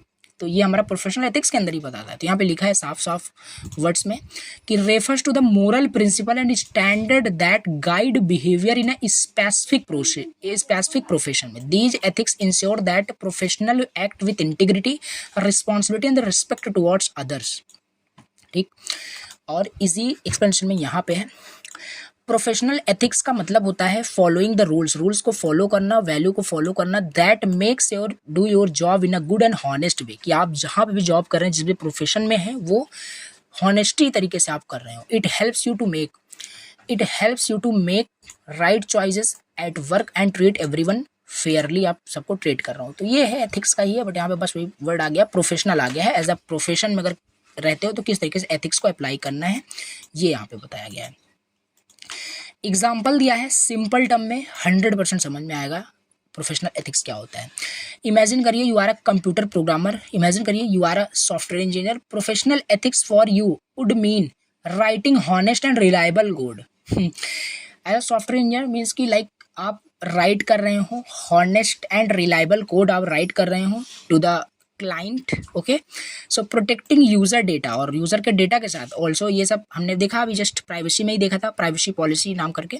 तो प्रोटेक्ट कर रहे हो यूजर के डेटा को। Treating your colleagues with respect, continually improving your coding skills and not taking credit for others work. और दूसरों दूसरों का कुछ अगर आप यूज़ करें तो उसको भी क्रेडिट देना चाहिए। तो ये सिंपल चीज़ें यहाँ पे लिखी है, क्या है प्रोफेशनल एथिक्स में, क्या कैसे क्या चीज़ें, ये इसकी हेल्प से आपको 100% समझ में आ गया होगा। बहुत ईजी वर्ड लैंग्वेज हमने लिखा है, ठीक है। नाउ थोड़ा सा आगे यहाँ पे लिखा है दीज प्रिंसिपल, और ये जो प्रिंसिपल है हेल्प करता है इंश्योर करने में that you do your job well and maintain trust with your clients. Okay, so अगर आपके प्रोफेशन में प्रोफेशनल एथिक्स होगा, दैट इट मीन्स आपका जो क्लाइंट्स होगा वो भी हैप्पी होगा एंड देन आप भी हैप्पी होंगे। तो ये है आपका क्वेश्चन 5। नाउ क्वेश्चन 6 देखते हैं। क्वेश्चन 6 हमारे पास है, क्या क्वेश्चन है, व्हाट आर द रीजन, ठीक, what are the reason of unethical practice in professional today, what is the real solution of the uh problem. मतलब इसका पहले क्वेश्चन अच्छे समझो, आंसर बाद में देखेंगे। क्वेश्चन क्या बोल रहा है, क्वेश्चन हमसे बोल रहा है क्या कारण है अनएथिकल प्रैक्टिस का आज के प्रोफेशन में। मतलब जो लोग प्रोफेशन में हैं, लाइक कोई अगर किसी का शॉप है, कोई जॉब कर रहा है, तो उस जॉब में अनएथिकल प्रैक्टिस का क्या मतलब है, मतलब अनएथिकल वे में लोग क्या कर रहे हैं, कैसे कैसे अनएथिकली पैसे कमा रहे हैं, ये सारी चीज़ें यहाँ पे हमें बतानी है। एंड इसका सोल्यूशन क्या है इस प्रॉब्लम का, हमें अपना ओपिनियन देना है। यहाँ पे हम अपने लैंग्वेज में आंसर को लिखना है, तो कोई दिक्कत नहीं। आंसर इसका ये है, पहला प्रेशर टू मीट टारगेट्स। तो ये है एम्प्लॉयर्स के ऊपर क्या हो जाता है, अनएथिकली प्रैक्टिस का करने का मतलब एग्जाम्पल, अनएथिकली प्रैक्टिस में होने का प्रोफेशन में ये कारण हो सकता है, रीजन हो सकता है। Pressure to meet targets, employers के ऊपर प्रेशर दिया गया है टारगेट को कंप्लीट करने के लिए, कि आपको जैसे कि एज अ सेल्स पर्सन मैं बात करता हूँ, सेल्स पर्सन को टारगेट दिया गया कि दिन भर में तुम्हें 10 सेल लेकर के आनी है, चाहे जैसे लेकर के आओ। टारगेट दे दिया गया उसे, मतलब एज अ उसे टारगेट दे दिया, इस टारगेट को मीट करना ही करना है, चाहे जो भी हो जाए। तो वो क्या करेगा, इथिकली मान लो प्रोडक्ट को अपना सेल कर रहा था, अब वो अनइथिकली भी सेल करना स्टार्ट कर देगा। मे बी कुछ अच्छाइयाँ ही बताने लगे उस प्रोडक्ट के बारे में, और उतनी अच्छाइयाँ भी ना हो, तो अनइथिकली ही हो गया ना। तो बस ये है प्रेशर टू मीट टारगेट्स, इसे पढ़ना। Lack of awareness of training, lack of awareness और ट्रेनिंग, मतलब अवेयरनेस नहीं है, ट्रेनिंग नहीं है, ठीक है, लोग उतना अवेयर नहीं है। मतलब some people don't know the rules और why they are important because have not seen properly trained. जैसे एक न्यू वर्कर अगर आता है, accidentally shares private information because they don't know it's wrong. देखो हाँ, सही बात है, इतना इजी एक्सप्लेनेशन दिया है। देखो इसमें बोल रहा है कि लैक ऑफ अवेयरनेस और ट्रेनिंग, ये भी एक अनएथिकल प्रैक्टिस हो जाता है प्रोफेशन में। क्या कारण है, दूसरा कारण ये है कि वो अवेयर नहीं है। कोई न्यू वर्कर आ गया, जैसे एज अ सॉफ्टवेयर इंजीनियर अगर आपकी ज्वाइनिंग होती है, तो आप उतना ज़्यादा अवेयर नहीं रहोगे कि कैसे जॉब में काम किया जाता है, क्या चीज़ें होती है। तो वहाँ पे मे भी हो सकता है आप कुछ अपना पर्सनल डेटा शेयर कर दें, जो कि नहीं शेयर करनी थी, नहीं करनी चाहिए। सो यहाँ पे क्या होगा, तो this is the wrong things which you have shared your data to the other person. तो ये क्या है, यही है आपका लैक ऑफ अवेयरनेस और ट्रेनिंग। और इस तरीके से आपका डेटा का अनएथिकल यूज़ किया जा सकता है। Unethically practice in our profession का कारण ये भी आपका हो सकता है लैक ऑफ अवेयरनेस और ट्रेनिंग का।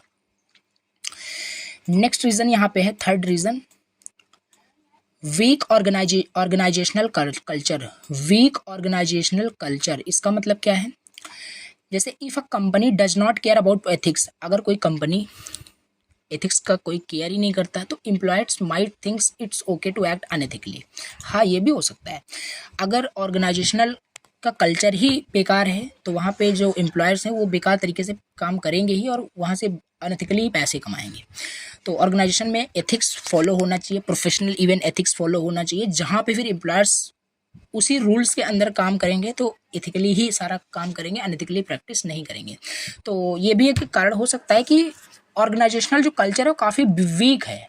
ठीक, और भी हम यहाँ पे लिख सकते हैं, और भी फोर्थ यहाँ पे हमारे पास है, जैसे a company ignoring employees who accept life. तो ये सब यहाँ पे हमने देखा कि थर्ड वाला हो गया। फोर्थ यहाँ पे देखते हैं पर्सनल गेन। पर्सनल गेन मतलब people might act people might act unethically to benefit themselves like making more money or getting promoted। अब पर्सनल गेन के लिए, पर्सनल ग्रोथ के लिए, पर्सनल गेन के लिए ऐसे भी कुछ एम्प्लॉयर्स हो सकते हैं कि वो अनएथिकली काम कर रहे हों, मतलब ज़्यादा पैसे कमाने के लिए अनएथिकली काम कर रहे हों, प्रमोट होने के लिए अनएथिकली काम कर रहे हों, मतलब पर्सनली वो ग्रो करना चाहते हैं बट यूजिंग अनएथिकली वे, मतलब गलत तरीके का यूज़ करके। तो ये भी एक क्या है, कारण है पर्सनल गेन। तो एन एम्प्लॉय, जैसे एक एम्प्लॉय क्या है स्टील करता है फ्रॉम द कंपनी, तो ये एक पर्सनल गेन के लिए एक गलत तरीका हो जाएगा। फिफ्थ यहाँ पे हमारे पास है फियर ऑफ रिटेलिएशन। ठीक है, रिटेलिएशन, यहाँ पे fear of retaliation explanation, people might be afraid of losing their jobs और punished if they report unethical behaviour. Okay, हाँ देखो इसमें क्या रहा है कि फियर होता है, जैसे कि सही बात है, देखिए जैसे फेयर होता है कि अगर आप सही चीज़ें बताते हो, अनएथिकल बिहेवियर को, अपने अनएथिकल बिहेवियर को बताते हो, आपने मान लो कंपनी के साथ कुछ अनएथिकली बिहेव किया तो आपके अंदर फियर रहता है कि अगर ये अगर मैं बता देता हूँ, बॉस को बता देता हूँ, तो क्या होगा, हम जो जॉब्स होगा वो लॉस हो जाएगा, जॉब से निकाल दिया जाएगा, पनिश किया जाएगा। तो सिंपली पनिश तो किया जाएगा अगर आपने अनएथिकली कोई कंपनी का बड़ा लॉस किया है, कुछ अनएथिकल बिहेव किया है। तो ये भी हमारा एक कारण हो सकता है, फियर ऑफ रिटेलिएशन। ठीक है, अब इसका हम सोल्यूशन जब देखेंगे ना तो सब क्लियर हो जाएगा और अच्छे से। तो चलो देखते हैं। तो रियल सोल्यूशन देखो इसका, ठीक है, ये रियल वर्ल्ड सोल्यूशन है और वो रियल वर्ल्ड प्रॉब्लम भी थी। तो real world solution to solve unethical practices. तो अनएथिकल प्रैक्टिस अभी आपने देखा ना, इसको कैसे सॉल्व करना है। तो पहला हमारे पास है strong ethical leadership. Strong ethical leadership में जैसे कि leaders should show how to act ethically by their own action, bosses openly. देखो जैसे कोई कंपनी का कोई बॉस है, अगर उसमें बहुत सारे एम्प्लॉय अनएथिकली प्रैक्टिस कर रहे हैं तो उसका सोल्यूशन ये है कि अगर एज अ बॉस, अगर उस कंपनी के आप बॉस हो तो बॉस मीन्स देन फिर सिंपल सी बात है, आपके लीडर की क्वालिटीज आपके अंदर होगी, सिंपल सी बात है। तो स्ट्रॉन्ग एथिकल लीडरशिप होना चाहिए, मतलब आप ओपनली क्या करें, दूसरों से बात करें, टॉक करें और उनको अच्छे एथिक्स के बारे में खुद गाइड करें। तो ये एक सोल्यूशन होगा, जेन्युइनली एक सोल्यूशन हो सकता है इसका। तो स्ट्रॉन्ग एथिकल लीडरशिप मतलब लीडर्स शुड शो, लीडर को शो करना चाहिए हाउ टू एक्ट, कि कैसे एक्ट करना है एथिकली। ठीक है, अगर उनके अंदर एथिक्स है तो वो गाइड कर सकते हैं। तो यहाँ पे वही लिखा है जो बताया। तो पहला हमारे पास strong ethical leadership. Next one is comprehensive training programmes. Explanation में teach employees what's right and wrongs, why it matters, hold regular training session on ethics. ठीक, तो ये है कंप्रिहेंसिव ट्रेनिंग हो, कोई अगर ऑर्गेनाइजेशन में अनएथिकली प्रैक्टिस किया जा रहा है, अनएथिकली कुछ बिहेव किया जा रहा है, तो वहाँ पे आप कुछ मीटिंग्स रखें, ट्रेनिंग प्रोग्राम रखें जिसमें आप सिखाएं, एथिक्स के बारे में बताएं। जब तक एजुकेट नहीं करेंगे तब तक लोग अवेयर नहीं हो पाएंगे। ठीक है, तो ये चीज़ है कंप्रिहेंसिव ट्रेनिंग प्रोग्राम्स का। तो दूसरा ये सोल्यूशन हो सकता है अनएथिकली प्रैक्टिस से बचने के लिए, establishing a robust ethical culture. Third real solution is establish a robust ethical culture. Example, make ethics a big part of the company values so everyone knows it's important. Reward करो employees को। देखो हाँ, जैसे establish करना है एक robust ethical culture, किसी organisation में अगर एथिक्स के कल्चर को रोबस्ट मतलब एस्टैब्लिश करना है तो क्या करोगे, छोटे छोटे अगर कोई एथिकल बिहेवियर आपका एम्प्लॉय करता है तो उसको उसके लिए रिवॉर्ड करो। ठीक है, उसको थोड़ा सा रिवॉर्ड करो, ऐसा मोटिवेशन दो, तो उसे और ज़्यादा क्या होगा, और ज़्यादा एम्प्लॉयर्स उसमें एथिकली बिहेव करेंगे। तो ये भी एक सोल्यूशन हो सकता है, जेन्युइनली एक सोल्यूशन हो सकता है टू द अनएथिकल प्रैक्टिसेस के लिए। ठीक है, तो ये हो सकता है इसका सोल्यूशन। थर्ड ये आपका पॉइंट हो गया। तो ये हो गया। इसके कुछ हम और भी लिख सकते हैं, बाकी थर्ड इज इनफ कि ये सारे हम फॉलो करके कुल मिला के अनथिकल प्रैक्टिस से प्रिवेंट के लिए, सॉल्यूशन के लिए मोस्ट इंपॉर्टेंट पॉइंट गाइडेंस, कि किस तरीके से उनको अवेयर करो for the ethical behaviour, ethics के बारे में। तो क्वेश्चन 6 आपका हुआ कंप्लीट। यहाँ पे देखो गिव योर ओपिनियन बोला था, और भी हम सारी चीज़ें यहाँ पे अपने वर्ड में लिख सकते हैं, कोई दिक्कत नहीं है। 7th क्वेश्चन देखते हैं। 7th क्वेश्चन यहाँ पे है what are the characteristics of people friendly and eco friendly production system which is sustainable. Okay, यहाँ पे हमें बताना है कि क्वेश्चन समझो, हमसे बोला है कि आपको कैरेक्टरिस्टिक्स बताना है पीपल फ्रेंडली और इको फ्रेंडली प्रोडक्शन सिस्टम जो होता है, इसका कैरेक्टरिस्टिक बताना और कौन सा इसमें सस्टेनेबल है ये बताना है।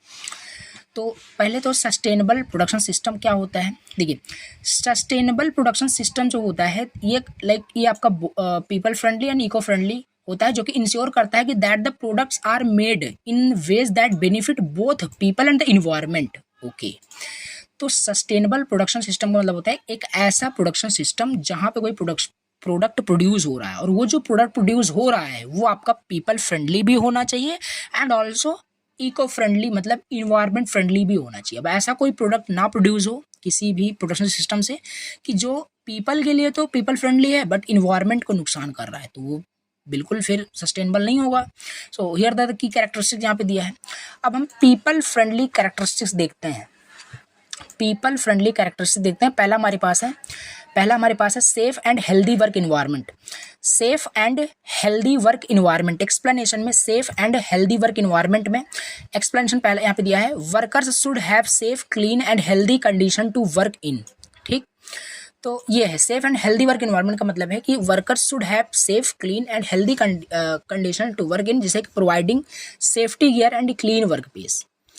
तो ये है पीपल फ्रेंडली कैरेक्टरिस्टिक्स में कि जो भी वहाँ पे एम्प्लॉयर, जो भी वर्कर्स वहाँ पे काम कर रहे हैं, उनको एक ऐसा इन्वायरमेंट मतलब मिलना चाहिए जहाँ पे अगर कोई प्रोडक्ट बना रहे हैं, किसी पे भी काम कर रहे हैं, वो क्लीन होना चाहिए, हेल्दी कंडीशन होना चाहिए टू द वर्क इन में, मतलब टू वर्क इन में।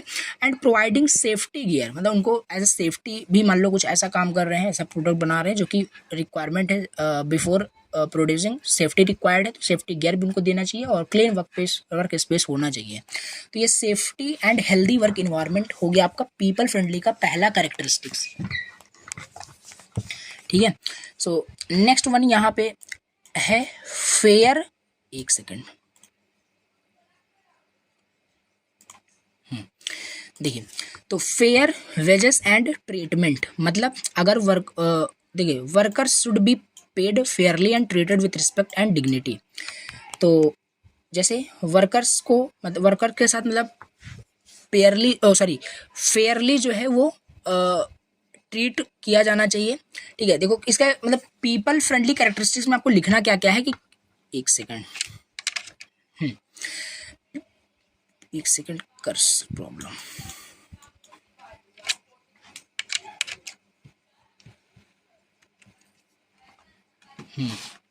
नाउ देखो पीपल फ्रेंडली कैरेक्टरिस्टिक्स हम यहाँ पे देख रहे थे। तो पहला हमारे पास safe and healthy work environment है, जिसमें कि हमने देखा क्या है। दूसरा हम यहाँ पे देख रहे थे फेयर वेजेस एंड ट्रीटमेंट, मतलब कोई वर्कर अगर काम कर रहा है, कोई एम्प्लॉयर्स अगर काम कर रहा है तो उसे फेयरली जो है उसके साथ रिस्पेक्ट किया जाए, उसके साथ ट्रीट किया जाए विथ रिस्पेक्ट एंड डिग्निटी। ठीक है, तो ये होना चाहिए। अगर किसी भी मान लो वर्कर्स का कुछ भी प्रॉब्लम होता है तो उसका ट्रीटमेंट भी किया जाना चाहिए और ट्रीट किया जाना चाहिए विथ रिस्पेक्ट एंड डिग्निटी, मतलब सही तरीके से। एग्जाम्पल जैसे लिखा है यहाँ पे, paying employees as a fair wage, offering benefits like health care and paid leaves. ठीक है, तो ये है थर्ड यहाँ पे कैरेक्टरिस्टिक्स आप लिख सकते हैं good working condition. Good working condition इसका मतलब क्या है, treating workers well and respecting their rights, मतलब जो वर्कर काम कर रहे हैं किसी भी प्रोडक्शन सिस्टम में, ठीक है, तो वहाँ पे उनके साथ ट्रीट किया जा रहा हो अच्छे तरीके से, उनके राइट्स के लिए उनका जो राइट्स है उसको रिस्पेक्ट किया जा रहा हो, अलाउ किया जा रहा हो ब्रेक्स एंड रिस्पेक्टिंग वर्कर्स के ओपिनियंस को, मतलब कि जो भी वर्कर वहाँ पे काम कर रहे हैं, मतलब कि ऐसा प्रोडक्ट कोई बना रहे हैं उनको एज अलाउ किया जाना चाहिए, ब्रेक उनको भी देना चाहिए। ठीक है, अब कंटिन्यूसली कोई प्रोडक्ट को बना रहे हैं तो ऐसा भी नहीं है रिस्पेक्टिंग वर्कर ओपिनियन, यानी वर्कर को कोई आपको ओपिनियन देते हैं तो उसको भी एज अ उसको इम्प्लीमेंट करना है, उसको रिस्पेक्ट करना है, ये चीज़ यहाँ पे बताया जा रहा है। ठीक है, तो ये चीज़ है गुड वर्किंग कंडीशन का। फोर्थ यहाँ पे पॉइंट है opportunities for growth and development. इसमें providing training and education opportunity to help workers to improve their skills and advance their careers. तो ये भी है, मतलब कि उनको अपॉर्चुनिटी दिया जाना चाहिए उनके ग्रोथ के लिए, डेवलपमेंट के लिए। ठीक है, उनको ट्रेनिंग दिया जाना चाहिए और एजुकेशन दिया जाना चाहिए उनके डिफरेंट अपॉर्चुनिटी के लिए, कि वो इम्प्रूव करें अपने स्किल्स को और ज़्यादा इम्प्रूव करें और एडवांसमेंट में जाए अपने कैरियर्स की तरफ। तो offering workshop, courses and on the job training programmes, इससे क्या होगा, वो अपने कैरियर्स में और भी ज़्यादा डेवलप कर पाएंगे, एडवांस कर पाएंगे अपने कैरियर के स्किल्स को। And respect for human rights, ensuring that all workers are treated with respect and their rights are protected, enforcing policies against discrimination and harassment. तो ये भी हमारे पास है।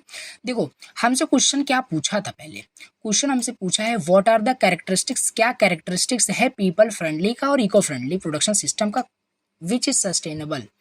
तो ये चीज़ हमने देखा क्या है, मतलब कि प्रोडक्शन सिस्टम का मतलब क्या है, ये देखा। फिर इसके बाद पीपल फ्रेंडली कैरेक्टरिस्टिक्स में safe and healthy work environment. किसी प्रोडक्शन सिस्टम में अगर कोई वर्कर काम कर रहा है तो उसे सेफ इन्वायरमेंट दिया जाना चाहिए, क्लीन इन्वायरमेंट दिया जाना चाहिए with safety. Second things is fair treatment and wages, and also for that worker क्या होना चाहिए कि उसके मतलब उसको ट्रीट किया जाना चाहिए with respect and dignity. And third is good working condition, treat किया जाना चाहिए सारे वर्कर्स को, जो भी वर्कर काम कर रहे हैं, well and respecting their rights, allow breaks and respecting workers opinions. ठीक, तो ये चीज़ है। Fourth is opportunity for growth and development, provide किया जाना चाहिए training and education opportunity to help workers. जैसे मान लो कोई वर्कर काम कर रहा है, ठीक है, अब रिपीटेडली लाइफ टाइम तक एज अ वही सेम स्किल का यूज़ करके तो काम नहीं करेगा, तो सिंपल बात है, उसको as a training, workshop, courses provide किया जाए, on the job training programme दिया जाए, जिससे कि वो और ज़्यादा इंप्रूव कर सके अपने लाइफ को, अपने कैरियर्स को और ज़्यादा इंप्रूव कर सके। तो ये मतलब क्या होगा, ये पीपल फ्रेंडली आपके ये सारे कैरेक्टरिस्टिक्स हैं। Now respect for human rights, ये भी हमने देखा कि every workers are treated with respect and their rights are protected. अब हम देखते हैं eco friendly characteristics. Eco friendly characteristic जो इन्वायरमेंट फ्रेंडली होना चाहिए, वो तो पीपल फ्रेंडली हमने देखा कि क्या कैसे कैसे किसी पीपल से हमें ट्रीट करना है, किस तरीके से अच्छे से बिहेव करना है। ठीक है, तो अब इको फ्रेंडली कैरेक्टरिस्टिक्स हमें यहाँ पे देखना है। इको फ्रेंडली कैरेक्टरिस्टिक्स में सबसे पहला है इफिशिएंट यूज ऑफ रिसोर्सेज, मतलब हमें रिसोर्सेज का एज मिनिमम एज यूज करना है, वेस्टेज को कम करना है। जैसे using resources like water, energy and raw material wisely and minimise करना है वेस्ट को। तो इस तरीके से इफिशिएंट यूज करना है रिसोर्सेज का, ये जो कि यही है हमारा इको फ्रेंडली कैरेक्टरिस्टिक्स का पहला, इफिशिएंट यूज ऑफ रिसोर्सेज। जितना हो सके रिसोर्सेज का मिनिमम यूज तो करना ही है और वेस्टेज को बहुत ज़्यादा मिनिमाइज करना है। इम्प्लीमेंट करना है रिसाइक्लेबिलिटी को नेचर के अंदर, जिससे कोई भी वेस्ट प्रोड्यूस ना हो, रिसाइक्लेबल हो जाए। ठीक है, सेकंड आपका यहाँ पे है minimising pollution, eco friendly characteristics ये भी है कि reducing emission and pollutants that is harms the environment, तो मिनिमाइज होना चाहिए पॉल्यूशन। तो using clean energy resources, solar, wind power to instead of fossil fuel, तो इस तरीके से क्या होगा, आपका पॉल्यूशन कम होगा। अगर फॉसिल फ्यूल वगैरह का यूज़ नहीं करेंगे, आप सोलर एंड वाइंड पावर का यूज़ करेंगे तो। सो सस्टेनेबल मटेरियल्स मतलब कि using materials that are renewable, recyclable और biodegradable, using materials that do not harm the environment, उस मटेरियल को हम यूज़ करें, सस्टेनेबल मटेरियल्स को जो इन्वायरमेंट को हार्म ना करे।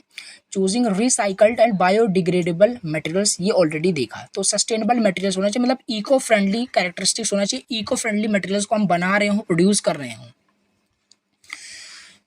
कंजर्विंग वाटर में using water efficiently and reducing waste, reduce water, installing water saving devices and reusing water भी बहुत सारे डिवाइसेस आते हैं। तो इससे क्या होगा, वाटर का वेस्टेज कम होगा, कंजर्विंग वाटर होना चाहिए। तो ये भी इको फ्रेंडली का कैरेक्टरिस्टिक्स है। फिफ्थ है, ये पॉइंट्स आप याद रखोगे, अंदर कंटेंट आप खुद भी लिख सकते हैं, पॉइंट्स तो याद करने पड़ेंगे। सो इन्वायरमेंटल प्रोटेक्शन, ये भी एक आपका क्या है, इको फ्रेंडली कैरेक्टरिस्टिक्स है, जैसे कि protecting natural habitats and biodiversity by minimising the environmental impact of production. Example से अवॉइडिंग डिफॉरेस्टेशन, अवॉइड करना, प्रमोट करना use of environmentally friendly practices को। तो इससे क्या हुआ, इन्वायरमेंट हमारा प्रोटेक्ट होगा। तो ये हो गया हमारा क्वेश्चन 7 कंप्लीट। ठीक, अब यहाँ पे हम क्वेश्चन 8 देखते हैं, जो कि है what do you mean bye competence in professional ethics. Elaborate करना है विद एग्जांपल। क्वेश्चंस को समझो। क्वेश्चन हमसे पूछ रहा है कि what do you mean bye competence, competence का मतलब क्या होता है प्रोफेशनल एथिक्स के अंदर। प्रोफेशनल एथिक्स के अंदर कॉम्पिटेंस का मतलब क्या होता है, एक एग्जाम्पल के थ्रू आपको बताना है। देखते हैं। So competence in professional ethics का मतलब है having the skills, having the knowledge, having the ability to make the right ethical decision in your job. ठीक है, मतलब कॉम्पिटेंस का हिंदी में मीन्स होता है योग्यता, मतलब कि प्रोफेशनल एथिक्स में एज अ प्रोफेशन में आप सही मतलब सही स्किल होना, सही नॉलेज होना और ability to make the right decision at the wise decision in your job. This is competence in the professional ethics. So it involves knowing the ethical standard of your profession and applying them in your daily work. As a software engineer अगर आप हैं तो as आपका profession क्या है, software engineer. तो software engineer अगर आप हैं तो उसमें आपका क्या है, एक स्टैंडर्ड एथिक्स होता है, उस एथिक्स को आप फॉलो कर रहे हो। ठीक है, दूसरों की हेल्प ले रहे हो, दूसरों की हेल्प कर रहे हो। तो बहुत सारे एथिक्स क्या मतलब, एथिक्स मतलब सेट ऑफ रूल्स होते हैं जो एज अ प्रोफेशन स्टैंडर्ड आपके होते हैं। इजी एक्सप्लेनेशन और भी लिखा है, कॉम्पिटेंस क्या होता है, कॉम्पिटेंस इन प्रोफेशनल एथिक्स में इसका मतलब है being good at doing right things at work. Competence in professional ethics का मतलब है being good at doing at right things at work. It involves knowing what's right and wrong and acting accordingly your professional duties. ठीक है, तो ये चीज़ है कि आप अपने प्रोफेशनल ड्यूटीज़ के बेसिस पे उसके अकॉर्डिंग क्या कर रहे हो, एक्ट कर रहे हो। तो कॉम्पिटेंस का मतलब यही होता है, कॉम्पिटेंस इन प्रोफेशनल एथिक्स। अब इसका थोड़ा सा भी एग्जांपल हम देखेंगे ना तो ये पूरा क्लियर हो जाएगा आपका। जैसे यहाँ पे एक एग्जांपल दिया है डॉक्टर का, यहाँ पे एक एग्जांपल दिया है डॉक्टर का। सिनेरियो देखिए, a patient ask for their medical records to be kept private. Patient ने डॉक्टर से कहा कि उसका जो मतलब मेडिकल रिकॉर्ड है, रिपोर्ट्स है, वो प्राइवेट होना चाहिए। ठीक है, प्राइवेट ही रखें। तो कॉम्पिटेंस इन एक्शन इसमें क्या है, इसमें कॉम्पिटेंस क्या है एज अ प्रोफेशनल में, तो डॉक्टर को रिस्पेक्ट करना चाहिए पेशेंट्स के कॉन्फिडेंशियलिटी का और इंश्योर करना चाहिए कि उसका जो रिकॉर्ड है सिक्योर होना चाहिए, पब्लिकली नहीं सबको बता दे रहे हैं कि जो भी प्रॉब्लम है। तो ये चीज़ है कि क्या कॉम्पिटेंस है as a profession of a doctor. ठीक, अब टीचर का देख लेते हैं। टीचर में क्या है, देखिए a students is caught cheating on an exam. जैसे सिनेरियो, इसमें एक आपका सिनेरियो दिया गया है, जैसे कि एक स्टूडेंट है जो कि पकड़ा गया एज अ चीटिंग कर रहा था एग्जाम में। तो कॉम्पिटेंस इन एक्शन क्या है, कॉम्पिटेंस इन एक्शन क्या है, the teacher address the issue Fairlie ensuring the students understand the consequence and the learn from their experiences. तो टीचर को इसमें क्या करना है, इसमें कॉम्पिटेंस का मतलब ये है कि वो एड्रेस करें इस इशू को,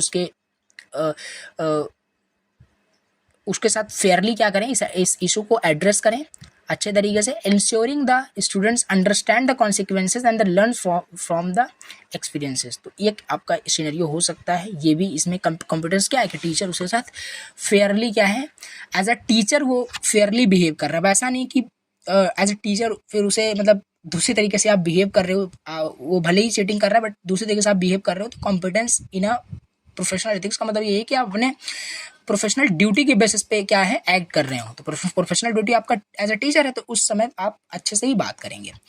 तो थर्ड इज सॉफ्टवेयर डेवलपर। ठीक है, सॉफ्टवेयर डेवलपर इसमें क्या है, सिनेरियो बनाया गया है, the developer finds a security flaw in the software they are working on. ठीक, सो कॉम्पिटेंस इन एक्शन क्या है, the developer immediately report the flaw and works to fix it ensuring user safety. ये भी है as a software developer engineer. आप security से related जो भी मतलब आपका काम है, जैसे किसी भी अगर मान लो सॉफ्टवेयर पे आप काम कर रहे हो, उसमें कोई भी सिक्योरिटी से रिलेटेड प्रॉब्लम्स आती है तो आप तुरंत ही उसे फिक्स करें, ये आपका कॉम्पिटेंस है। तो ये चीज़ है, कुछ एग्जाम्पल के हेल्प से हमने यहाँ पे इसको समझा, ठीक है। नाउ यहाँ पे नेक्स्ट क्वेश्चन है क्वेश्चन 9, क्वेश्चन 8 कंप्लीट हुआ। क्वेश्चन 9 हमसे क्या पूछा है, एनालाइज करना है, एनालाइज द इम्पोर्टेंस। क्वेश्चन को समझते हैं पहले।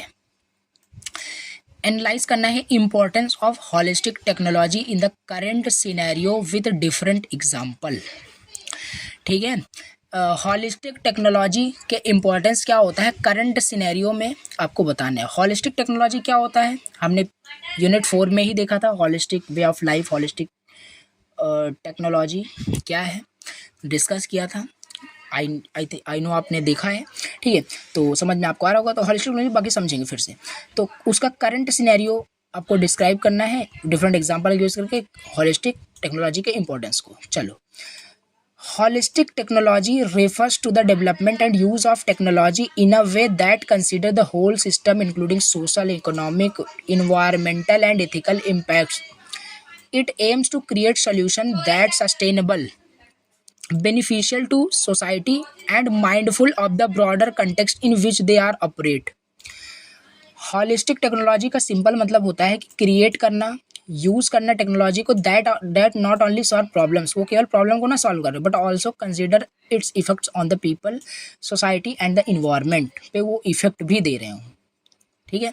तो हॉलिस्टिक टेक्नोलॉजी का मतलब है क्रिएट करना एक ऐसा टेक्नोलॉजी को जिस टेक्नोलॉजी की हेल्प से कोई प्रॉब्लम सॉल्व हो रही हो, और उस प्रॉब्लम खाली सॉल्व ही ना हो रही हो, उस प्रॉब्लम को सॉल्व करने के बाद क्या है वो जो आपका सोल्यूशन है एज अ कंसीडर हो it's effects on the people, ठीक है। सोसाइटी पे वो इफेक्ट उसका पड़ना चाहिए, इन्वायरमेंट पे उसका इफेक्ट पड़ना चाहिए। हॉलिस्टिक टेक्नोलॉजी का मतलब यही होता है। इट एम्स टू, जैसे कि इसका जो एम होता है, प्रोवाइड करना long term benefits and avoid causing harms, ठीक। तो ये है आपका हॉलिस्टिक टेक्नोलॉजी का मतलब। अब इसका थोड़ा सा इंपॉर्टेंस देखेंगे, जो कि करंट सिनेरियो में इसका इंपॉर्टेंस क्या है, करंट सिनेरियो में इसका इंपॉर्टेंस क्या है। तो करंट सिनेरियो में इसका इंपॉर्टेंस है protecting the environment, protecting the environment, why it matters. पहले प्रोटेक्टिंग द इन्वायरमेंट का मतलब क्या है, प्रोटेक्टिंग द इन्वायरमेंट, एक सेकेंड, हाँ, प्रोटेक्टिंग द इन्वायरमेंट्स का मतलब है कि कीप्स द प्लैनेट हेल्दी, मतलब इन्वायरमेंट को प्रोटेक्ट करना, क्लीन रखना, ठीक है। Using solar panels for energy reduces air pollution and helps climate changes. तो ये हमने देखा। ओवरऑल हेडिंग आपको पॉइंट्स याद रखना है। प्रोटेक्टिंग द इन्वायरमेंट मीन्स कि आपको ऐसा कुछ हॉलिस्टिक टेक्नोलॉजी क्रिएट करना है जो कि क्या कर रहा हो, प्रोटेक्ट कर रहा हो इन्वायरमेंट्स को, like solar panels for energy reduce होता है उसमें, एयर पोल्यूशन, ठीक है। तो ये सारी चीज़ें आप क्रिएट करनी है holistic as a holistic technology, जो प्रॉब्लम को तो सॉल्व कर रहा हो बट उसका सोसाइटी पे भी इफेक्ट पड़ रहा है। तो सोलर पैनल का एक एग्जाम्पल ले लो, ठीक। दूसरा, improving health helps people lives healthier lives, ठीक है। इम्प्रूविंग हेल्थ, जैसे एक फिटनेस ट्रैकर है, ये भी एज ए टेक्नोलॉजी है जो कि क्रिएट किया गया है, ओके। तो ये है, अब ये भी क्या कर रहा है, प्रॉब्लम को सॉल्व कर रहा है, जो कि फिटनेस को ट्रैक करता है एंड मॉनिटर करता है आपके हार्ट रेट को, इनकरेज अ हेल्थियर लाइफ स्टाइल। इससे भी क्या है, आपके ऊपर इफेक्ट पड़ रहा है, ठीक है। तो यहाँ पे देखो, हॉलिस्टिक टेक्नोलॉजी का मतलब यही था कि एक ऐसे टेक्नोलॉजी को क्रिएट करना जो कि ना केवल प्रॉब्लम को सॉल्व करे but also consider it's effects on the people, तो पीपल पे भी इफेक्ट हो, सोसाइटी पे या इन्वायरमेंट पे इफेक्ट हो रहा हो, तो वो हॉलिस्टिक टेक्नोलॉजी होगी। तो ये हमने देखा, ये सेकंड। थर्ड आपका है सेविंग रिसोर्सेज, रिसोर्स को किस तरीके से हम सेव कर सकते हैं। तो इसमें क्या बनाया गया है, क्या technology ensure we do not run out of important resources, जैसे स्मार्ट इरिगेशन सिस्टम बनाए गए हैं, water plants only when needed, saving water and supporting sustainable farming. तो इस तरीके से भी टेक्नोलॉजी बनाई गई है सेव करने के लिए रिसोर्सेज को। फोर्थ यहाँ पे है फेयर एक्सेस, वो make sure everyone benefits not just a few. और ऐसा भी ना हो कि ऐसी टेक्नोलॉजी आपने बनाई है जो कुछ ही उसे एक्सेस कर पा रहे हैं, नहीं। If you make a holistic technology then वो जो टेक्नोलॉजी है वो ऑल पर्सन उसे एक्सेस कर पा रहा हो, नॉट ओनली फॉर फ्यू, ठीक। जैसे ऑनलाइन लर्निंग प्लेटफॉर्म्स अगर आपने बनाया है तो ये भी क्या एक टेक्नोलॉजी है, एज ए टेक्नोलॉजी इसे आप समझ सकते हैं, ठीक है। तो online learning platforms allow your kids, एक सेकेंड, हाँ कर्सर, ठीक है। सो यहाँ पे online learning platform allow kids in remote areas to get a good education just like kids in big cities. तो ये इसमें यही है कि लाइक जैसे ऑनलाइन लर्निंग प्लेटफॉर्म बना है, तो ऐसा टेक्नोलॉजी ही है जो कि कोई भी किसी से क्या कर सकता है, एक्सेस कर सकता है, देख सकता है, चाहे वो कोई भी हो। तो ये है boosting productivity. Fifth is boosting productivity. तो इसमें है makes work faster and cheaper, make works faster and cheaper. जैसे कि example, robots in factories make product quickly and accurately, reducing cost and increasing availability. इससे भी क्या है, पीपल पे इसका इफेक्ट है। तो ये भी एक होलिस्टिक टेक्नोलॉजी है, रोबोट जो बनाया गया है जो कि हमारे काम को बहुत ज़्यादा आसान कर देता है और एक्यूरेटली करता है, तो प्रोडक्टिविटी बूस्ट हुई है। सॉरी, ठीक है। तो ये बेसिकली हमारे पास है। 6 हमारे पास है building communities, strengths connections between people, social media like a big technology now in this time, जो कि डिफरेंट पूरे वर्ल्ड को ये एक जगह कनेक्ट करके रख दिया है, ठीक है। तो ये भी एक होलिस्टिक टेक्नोलॉजी है, ठीक है। तो स्ट्रॉन्ग कम्युनिटीज क्रिएट हुआ है, लाइक आप यूट्यूब भी ले लीजिए, इंस्टाग्राम ले लीजिए, कोई भी आप प्लेटफॉर्म ले सकते हैं। तो ये हो गया। नाउ इसके बाद क्वेश्चन 10 हमारे पास है, what are the strategies for transition from the present state to the universal human order. Question पहले समझो क्या बोल रहा है। क्वेश्चन हमसे बोल रहा है कि क्या क्या ऐसी स्ट्रेटजी हैं ट्रांजिशन के लिए प्रेजेंट स्टेट से यूनिवर्सल ह्यूमन ऑर्डर में अगर हमें ट्रांजिशन करना है। तो यूनिवर्सल ह्यूमन ऑर्डर का मतलब क्या था, समझ में आपको आया हुआ।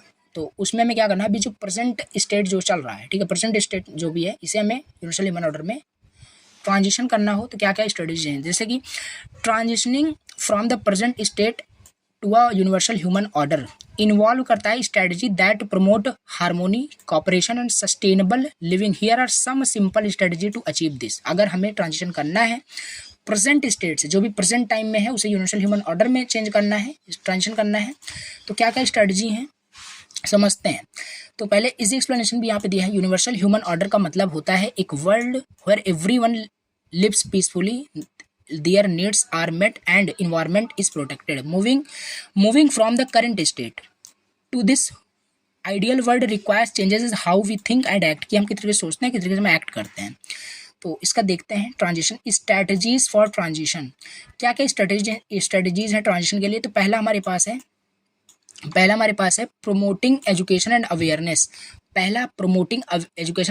अगर आप करंट स्टेट को चेंज करना चाहते हो यूनिवर्सल ह्यूमन ऑर्डर में, यूनिवर्सल ह्यूमन ऑर्डर का मतलब है कि जहाँ पे लोग शांतिपूर्वक रहें, एक दूसरे की हेल्प करें, इन्वायरमेंट प्रोटेक्ट रहे, इसे कहते हैं यूनिवर्सल ह्यूमन ऑर्डर। ये हमने देखा अभी जस्ट क्वेश्चन में हमने देखा था, ठीक है। तो प्रेजेंट स्टेट में हमें चेंज करना है उसमें, तो प्रमोट करना एजुकेशन एंड अवेयरनेस, मतलब हम जब प्रमोट करेंगे, दूसरों को बताएंगे, दूसरों को अवेयर करेंगे यूनिवर्सल ह्यूमन ऑर्डर के बारे में, तभी हमारा ये प्रेजेंट स्टेट क्या होगा, ट्रांजिशन हो पाएगा, मतलब कि यूनिवर्सल ह्यूमन ऑर्डर में, अदरवाइज नहीं। Make sure everyone has access to education that teaches not just academic knowledge but also like respect, empathy and responsibility. इन सब के बारे में भी उसे टीच करना, नॉट ओनली एकेडमिक ओनली।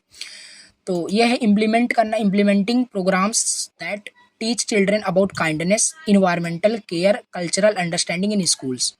तो दूसरा यहाँ पे है, तो प्रमोट करना यहाँ पे एजुकेशनल अवेयरनेस, ये हो गया।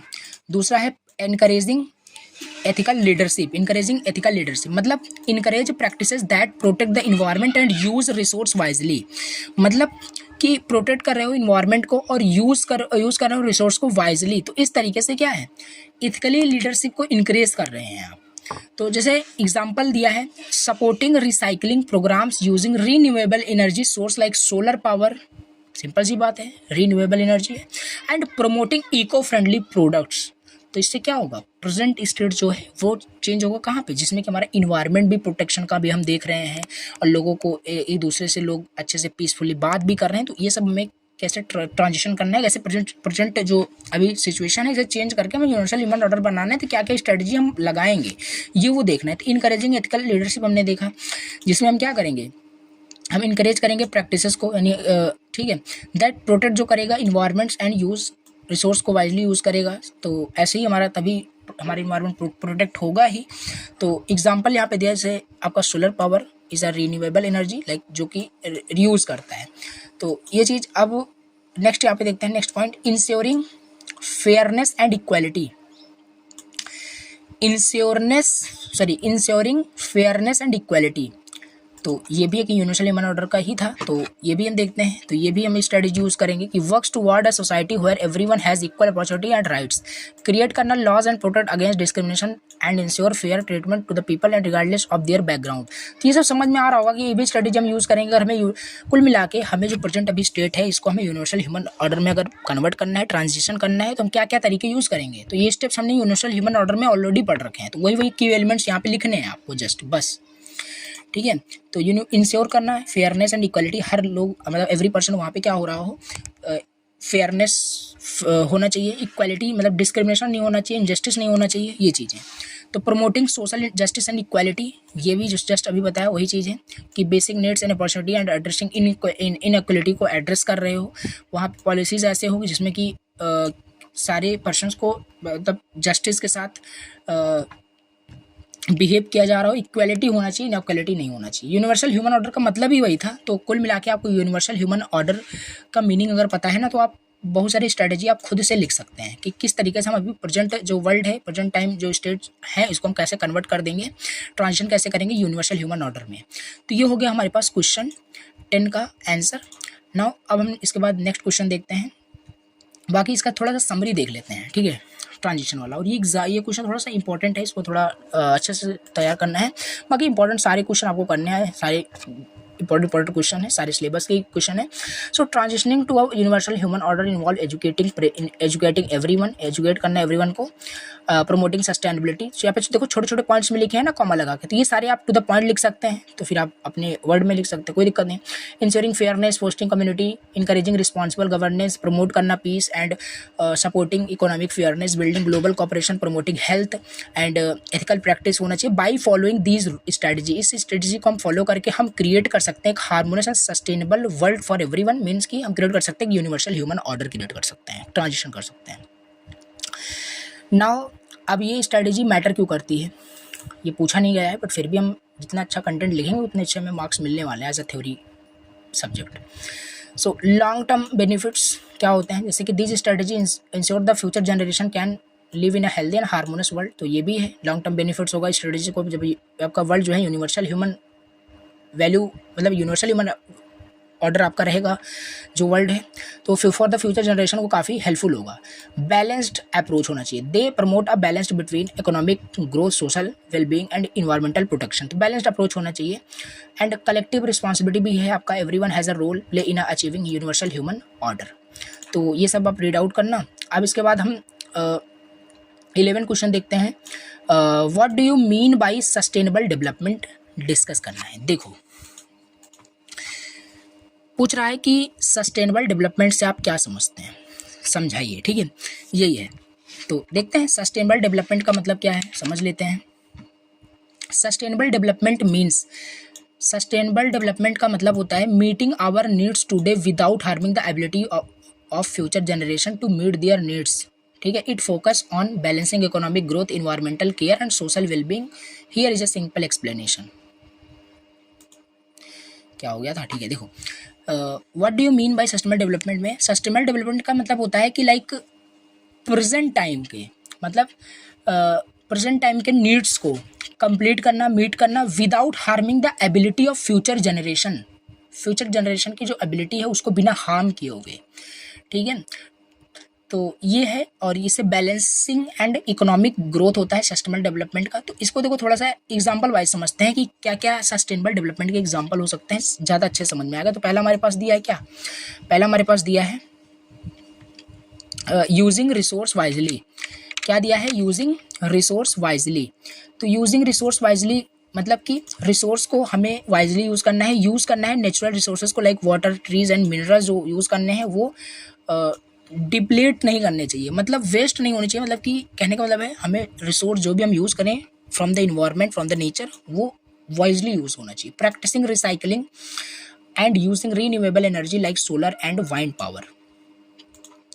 Using resource wisely. Now next question, sorry next आपका पॉइंट है पहला, तो हम ये भी यहाँ पे सस्टेनेबल डेवलपमेंट देख रहे हैं। तो पहला हमारे पास यूजिंग रिसोर्स वाइजली,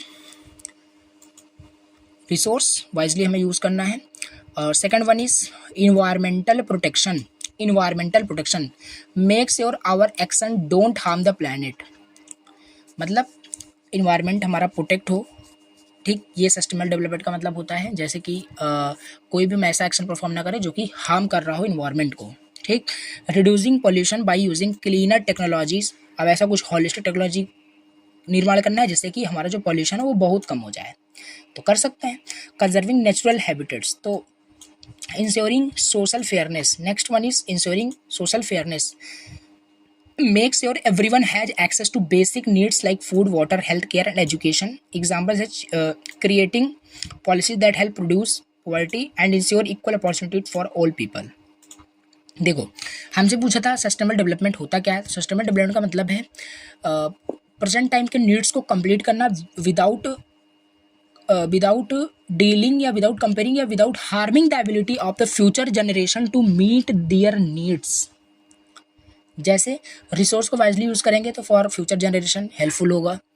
और नेक्स्ट यहाँ पे है इन्वायरमेंटल प्रोटेक्शन भी हम करेंगे तो इन्वायरमेंट प्रोटेक्ट रहेगा तो फॉर द फ्यूचर जनरेशन, ये भी बढ़िया है।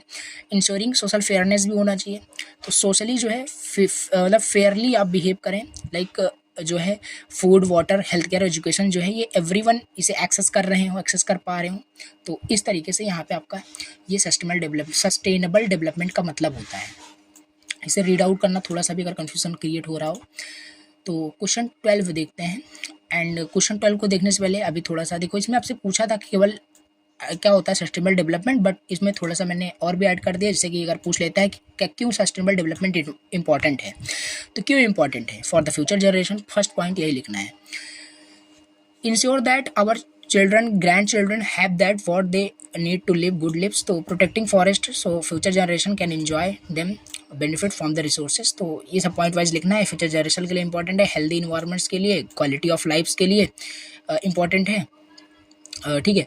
तो ये जब इसके अंदर की चीज़ें आप पढ़ोगे जैसे कि हेल्दी इन्वायरमेंट्स के लिए तो maintain a clean and healthy planet for all living things, तो ये सब समझ में आपको आ जाएगा। इसको रीड आउट करना है। तो why sustainable development important, points याद रखने, फ्यूचर जनरेशन के लिए, हेल्दी इन्वायरमेंट्स के लिए और क्वालिटी ऑफ लाइफ के लिए। सस्टेनेबल डेवलपमेंट का मतलब तो आपको पता ही है, ठीक। तो ये हो गया question 11। Now last question let's discuss what is that is explain करना है Maslow hierarchy of needs, and this is very important question and all the question is also very important जो भी डिस्कस किया। बाकी थोड़ा सा मैं आपको रिमाइंड कर रहा हूँ। ये क्वेश्चन हम ऑलरेडी पढ़ चुके हैं। कहाँ पढ़ चुके हैं याद दिला देता हूँ।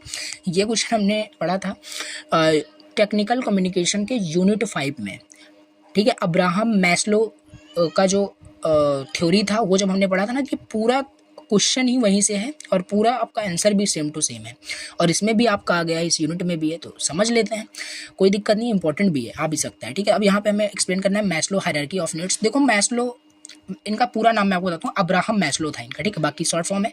Maslow hierarchy of needs is a way to understanding what's people need in their lives starting from the most basic needs to more advance. देखो डायग्राम के लिए समझते हैं।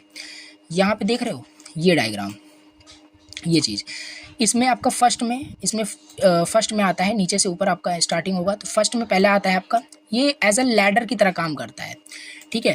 पहले अगर आपको सेल्फ एक्चुअलाइजेशन करना है, अगर आपको सेल्फ एक्चुअलाइजेशन पे पहुंचना है, तो पहले आप यहाँ से स्टार्ट करोगे। बेसिक नीड्स पहले आप अपनी कंप्लीट करोगे, फिर उसके बाद सेफ्टी नीड कंप्लीट करोगे, फिर आप सोशल नीड्स कंप्लीट करोगे, फिर एस्टीम नीड्स कंप्लीट करोगे, देन फिर आप कोई भी एक्चुअलाइजेशन कर सकते हो। फिर आप क्या क्या आपको ड्रीम क्या है आपका, उस सबको सेल्फ एक्चुअलाइजेशन फिर आप कर सकते हैं। तो बेसिक नीड्स देखते हैं। बेसिक नीड्स में क्या क्या है। बेसिक नीड्स मतलब physiological needs like food, water, air. जब आपके पास ये फिजिकल नीड्स ही नहीं है, मतलब बेसिक नीड्स ही आपके पास कंप्लीट नहीं है, तो क्या आप सेल्फ एक्चुअलाइजेशन कर सकते हो, अपने ड्रीम को कंप्लीट कर सकते हो। आपके पास खाने के लिए नहीं है, वाटर नहीं है, पीने के लिए नहीं है, तो क्या आप फ्यूचर मतलब ड्रीम अपना कंप्लीट कर पाओगे? नहीं। तो ये पहला सीढ़ी यही होता है, फर्स्ट आपका यही है कि बेसिक नीड्स पहले आप ये कंप्लीट करोगे, देन उसके बाद सेफ्टी नीड्स पे आओगे। जब ये आपका कंप्लीट हो जाएगा ना, फुलफिल हो जाएगा बेसिक नीड्स, देन आप फिर सोचोगे सेफ्टी नीड्स के बारे में, कि ठीक है, सेफ्टी नीड्स के बारे में। सेफ्टी नीड्स आपका कंप्लीट हो जाएगा, फिर सेफ्टी के बाद आप लव एंड बिलोंगिंगनेस के बारे में आप सोचोगे, यानी सोशल नीड्स के बारे में। इसमें क्या है, इसमें कि आप जैसे कि कोई भी मान लो, अगर आप कोई भी चीज़ परफॉर्म करते हैं, ठीक है, जैसे कि मान लो एग्जाम्पल देखते हैं, जैसे कि after you feel safe you want to connect with others, this means having friends, family and relationship where you feel loved and accepted, ठीक है। अब अकेले अपने ड्रीम को कंप्लीट नहीं कर सकते, तो एक फैमिली भी होनी चाहिए। तो सोशल नीड यानी लव एंड बिलोंगिंगनेस का मतलब ये है। तो देखो ये आपको एकदम सीक्वेंस में ही लिखना है, आप ऐसे नहीं कर सकते पहले वो लिख दो फिर पहले ये लिख दो, नहीं। तो सीक्वेंस में चलना है, पहला बेसिक नीड्स कंप्लीट करना है, फिर सेफ्टी नीड्स, ठीक। और जैसे कि और मान लो पैसे वगैरह अर्न करते हो तो उसको सेफली कहाँ पे रखोगे, तो सेफ्टी एज अ होम होना चाहिए, घर होना चाहिए आपके पास। तो सोशल नीड्स, फिर हमारे पास लव एंड बिलोंगिंगनेस, घर अगर हो रहा है हमारे पास तो घर में फैमिली भी होना चाहिए, ठीक है। तो ये छोटे छोटे यहाँ पे पॉइंट्स आपको लिखने हैं, इसको पढ़ोगे तो समझ में आएगा। फोर्थ यहाँ पे है स्टीम नीड्स। स्टीम नीड्स जैसे कि once you have love and belongingness you start wanting to feel good about yourself. And esteem needs का मतलब है आपके पास देखो ये सारी चीज़ें अगर आ जाती हैं तो फिर आप यहाँ पे स्टार्ट करोगे अपने बारे में अच्छा फील करना, ठीक है, कि हाँ आपके पास इनफ चीज़ें हैं। तो इस तरीके से आप एक पॉजिटिव वे में फील करोगे। This includes gaining respect from others and feeling confident feel करोगे। तो ये सारी चीज़ें जब आप हो जाएगा, स्टीम नीड आपका कंप्लीट हो जाएगा, now you are ready to actualize, ठीक है। एक्चुअलाइजेशन करने के लिए आप रेडी हो। Now this is the highest level, यहाँ पे लिखा है this is the highest level where you focus on becoming the best version of yourself, ठीक है। अच्छा लाइन लिखा है, best version of yourself, यानी सेल्फ एक्चुअलाइजेशन में फिर आप यहाँ पे आप बेस्ट पर्सन बन सकते हो, अपने ड्रीम को कंप्लीट करने के लिए सोच सकते हो, अपने ड्रीम के लिए अब काम कर सकते हो। बेसिक नीड्स आपकी कंप्लीट हो चुकी हैं। अब मान लो पहला आपका यही नीड कंप्लीट नहीं है, एग्जांपल लो, ये भी नीड कंप्लीट नहीं है, यही नीड कंप्लीट नहीं है, और डायरेक्टली आप अपने ड्रीम को कंप्लीट करना चाहते हो, पॉसिबल है? नहीं पॉसिबल है। तो ये चीज़ है, लाइन टू आपको मतलब सीक्वेंस में चलना है। तो फोर्थ आपकी स्टीम नीड्स कंप्लीट हो जाएगी, देन आप सेल्फ एक्चुअलाइजेशन के लिए रेडी हो, ठीक। तो ये है best version of yourself means self actualization. तो ये हो गया आपका टोटल यहाँ पे 12 क्वेश्चन हमने यहाँ पे डिस्कस किया। तो सारे यहाँ पे हमने इस यूनिट का सारे टॉपिक्स हमने डिस्कस किए, ठीक है। थोड़ा सा मैं आपको दिखाता हूँ, सिलेबस भी मैं आपको दिखा देता हूँ। ये रहा आपका सिलेबस, ये हम यूनिट्स पढ़ रहे थे, यूनिट 5। इसमें देखो कितने सारे टॉपिक्स हैं, सारे टॉपिक्स हमने यहाँ पे डिस्कस किए हैं। कॉम्पिटेंस हमने देखा, ठीक है, पीपल फ्रेंडली, इको फ्रेंडली में देखो, मैं कुल मिला के एज अ क्वेश्चन वाइज आपके सारे टॉपिक्स यहाँ पे डिस्कस हो चुके हैं। बिल्कुल भी आपको परेशान नहीं होना है, सारे टॉपिक्स। और मे भी हो सकता है जो भी हमने यहाँ पे क्वेश्चन डिस्कस किए हैं सारे क्वेश्चन मोस्ट इंपॉर्टेंट है, प्रीवियस क्वेश्चन पेपर में आए हुए हैं, वहाँ से लिए गए हैं। तो ये जो भी आपके क्वेश्चन है सारे क्वेश्चंस को तैयार करें। मे भी हो सकता है एग्जाम में इसी में से आपको एज इट इज़ क्वेश्चन में भी मिल सकता है, ठीक है। तो ये सारे हमने क्वेश्चंस कंप्लीट किए। अब आपका जो यूनिवर्सल ह्यूमन वैल्यू का कंप्लीट प्लेलिस्ट है वो अपडेट हो जाएगा, जाके आप चैनल पे देख सकते हैं। और आपको 5 यूनिट का कंप्लीट वन शॉट मैंने कंप्लीट करा दिया है, ठीक है। तो चलिए मिलते हैं नेक्स्ट लेक्चर के अंदर नए वन शॉट के साथ, नए सब्जेक्ट्स के साथ। और जैसे कि मैं आपको बता दूं पहले, जैसे अगर फर्स्ट विजिट किए हो तो आपको पाइथन का भी यूनिट 4 का वन शॉट मिल चुका है, यानी 4 यूनिट का मिल गया है, 1 यूनिट का और भी वन शॉट आएगा। और ये ऐसा नहीं है वन शॉट हम एज अ वन शॉट समझ रहे हैं, उसमें हमारा कोई टॉपिक छूट रहा है। 100% टॉपिक कंप्लीट होता है, ठीक है, वन शॉट लेक्चर के अंदर। और सिलेबस कवर पूरा करता हूँ। और भी अदर सब्जेक्ट्स के अगर आपको वन शॉट चाहिए जो समझने में आपको प्रॉब्लम हो रही है इसी लैंग्वेज में, तो आप कमेंट कर सकते हो। और जितना ज़्यादा कमेंट करोगे उसी के अकॉर्डिंग हम फिर यहाँ पे लेक्चर्स को क्रिएट कर पाएंगे, अदरवाइज फिर नहीं, ठीक है। तो कमेंट करना है और फ्रेंड्स को आप प्लीज़ लेक्चर को शेयर करना है। इस लेक्चर पे जितना सपोर्ट दिखाओगे 5 यूनिट को आपको कंप्लीट देखना है, अपने फ्रेंड्स को शेयर करना है, आपके फ्रेंड्स भी स्टडी कर पाएँ, कम टाइम में अच्छा रिसोर्स से पढ़ सकें, ठीक है, उनको रटना नहीं पड़ेगा किसी को भी। चलो मिलते हैं नेक्स्ट लेक्चर के अंदर। चैनल पे न्यू हो तो अगेन सब्सक्राइब करना। मिलते हैं नेक्स्ट लेक्चर के अंदर। Thank you so much for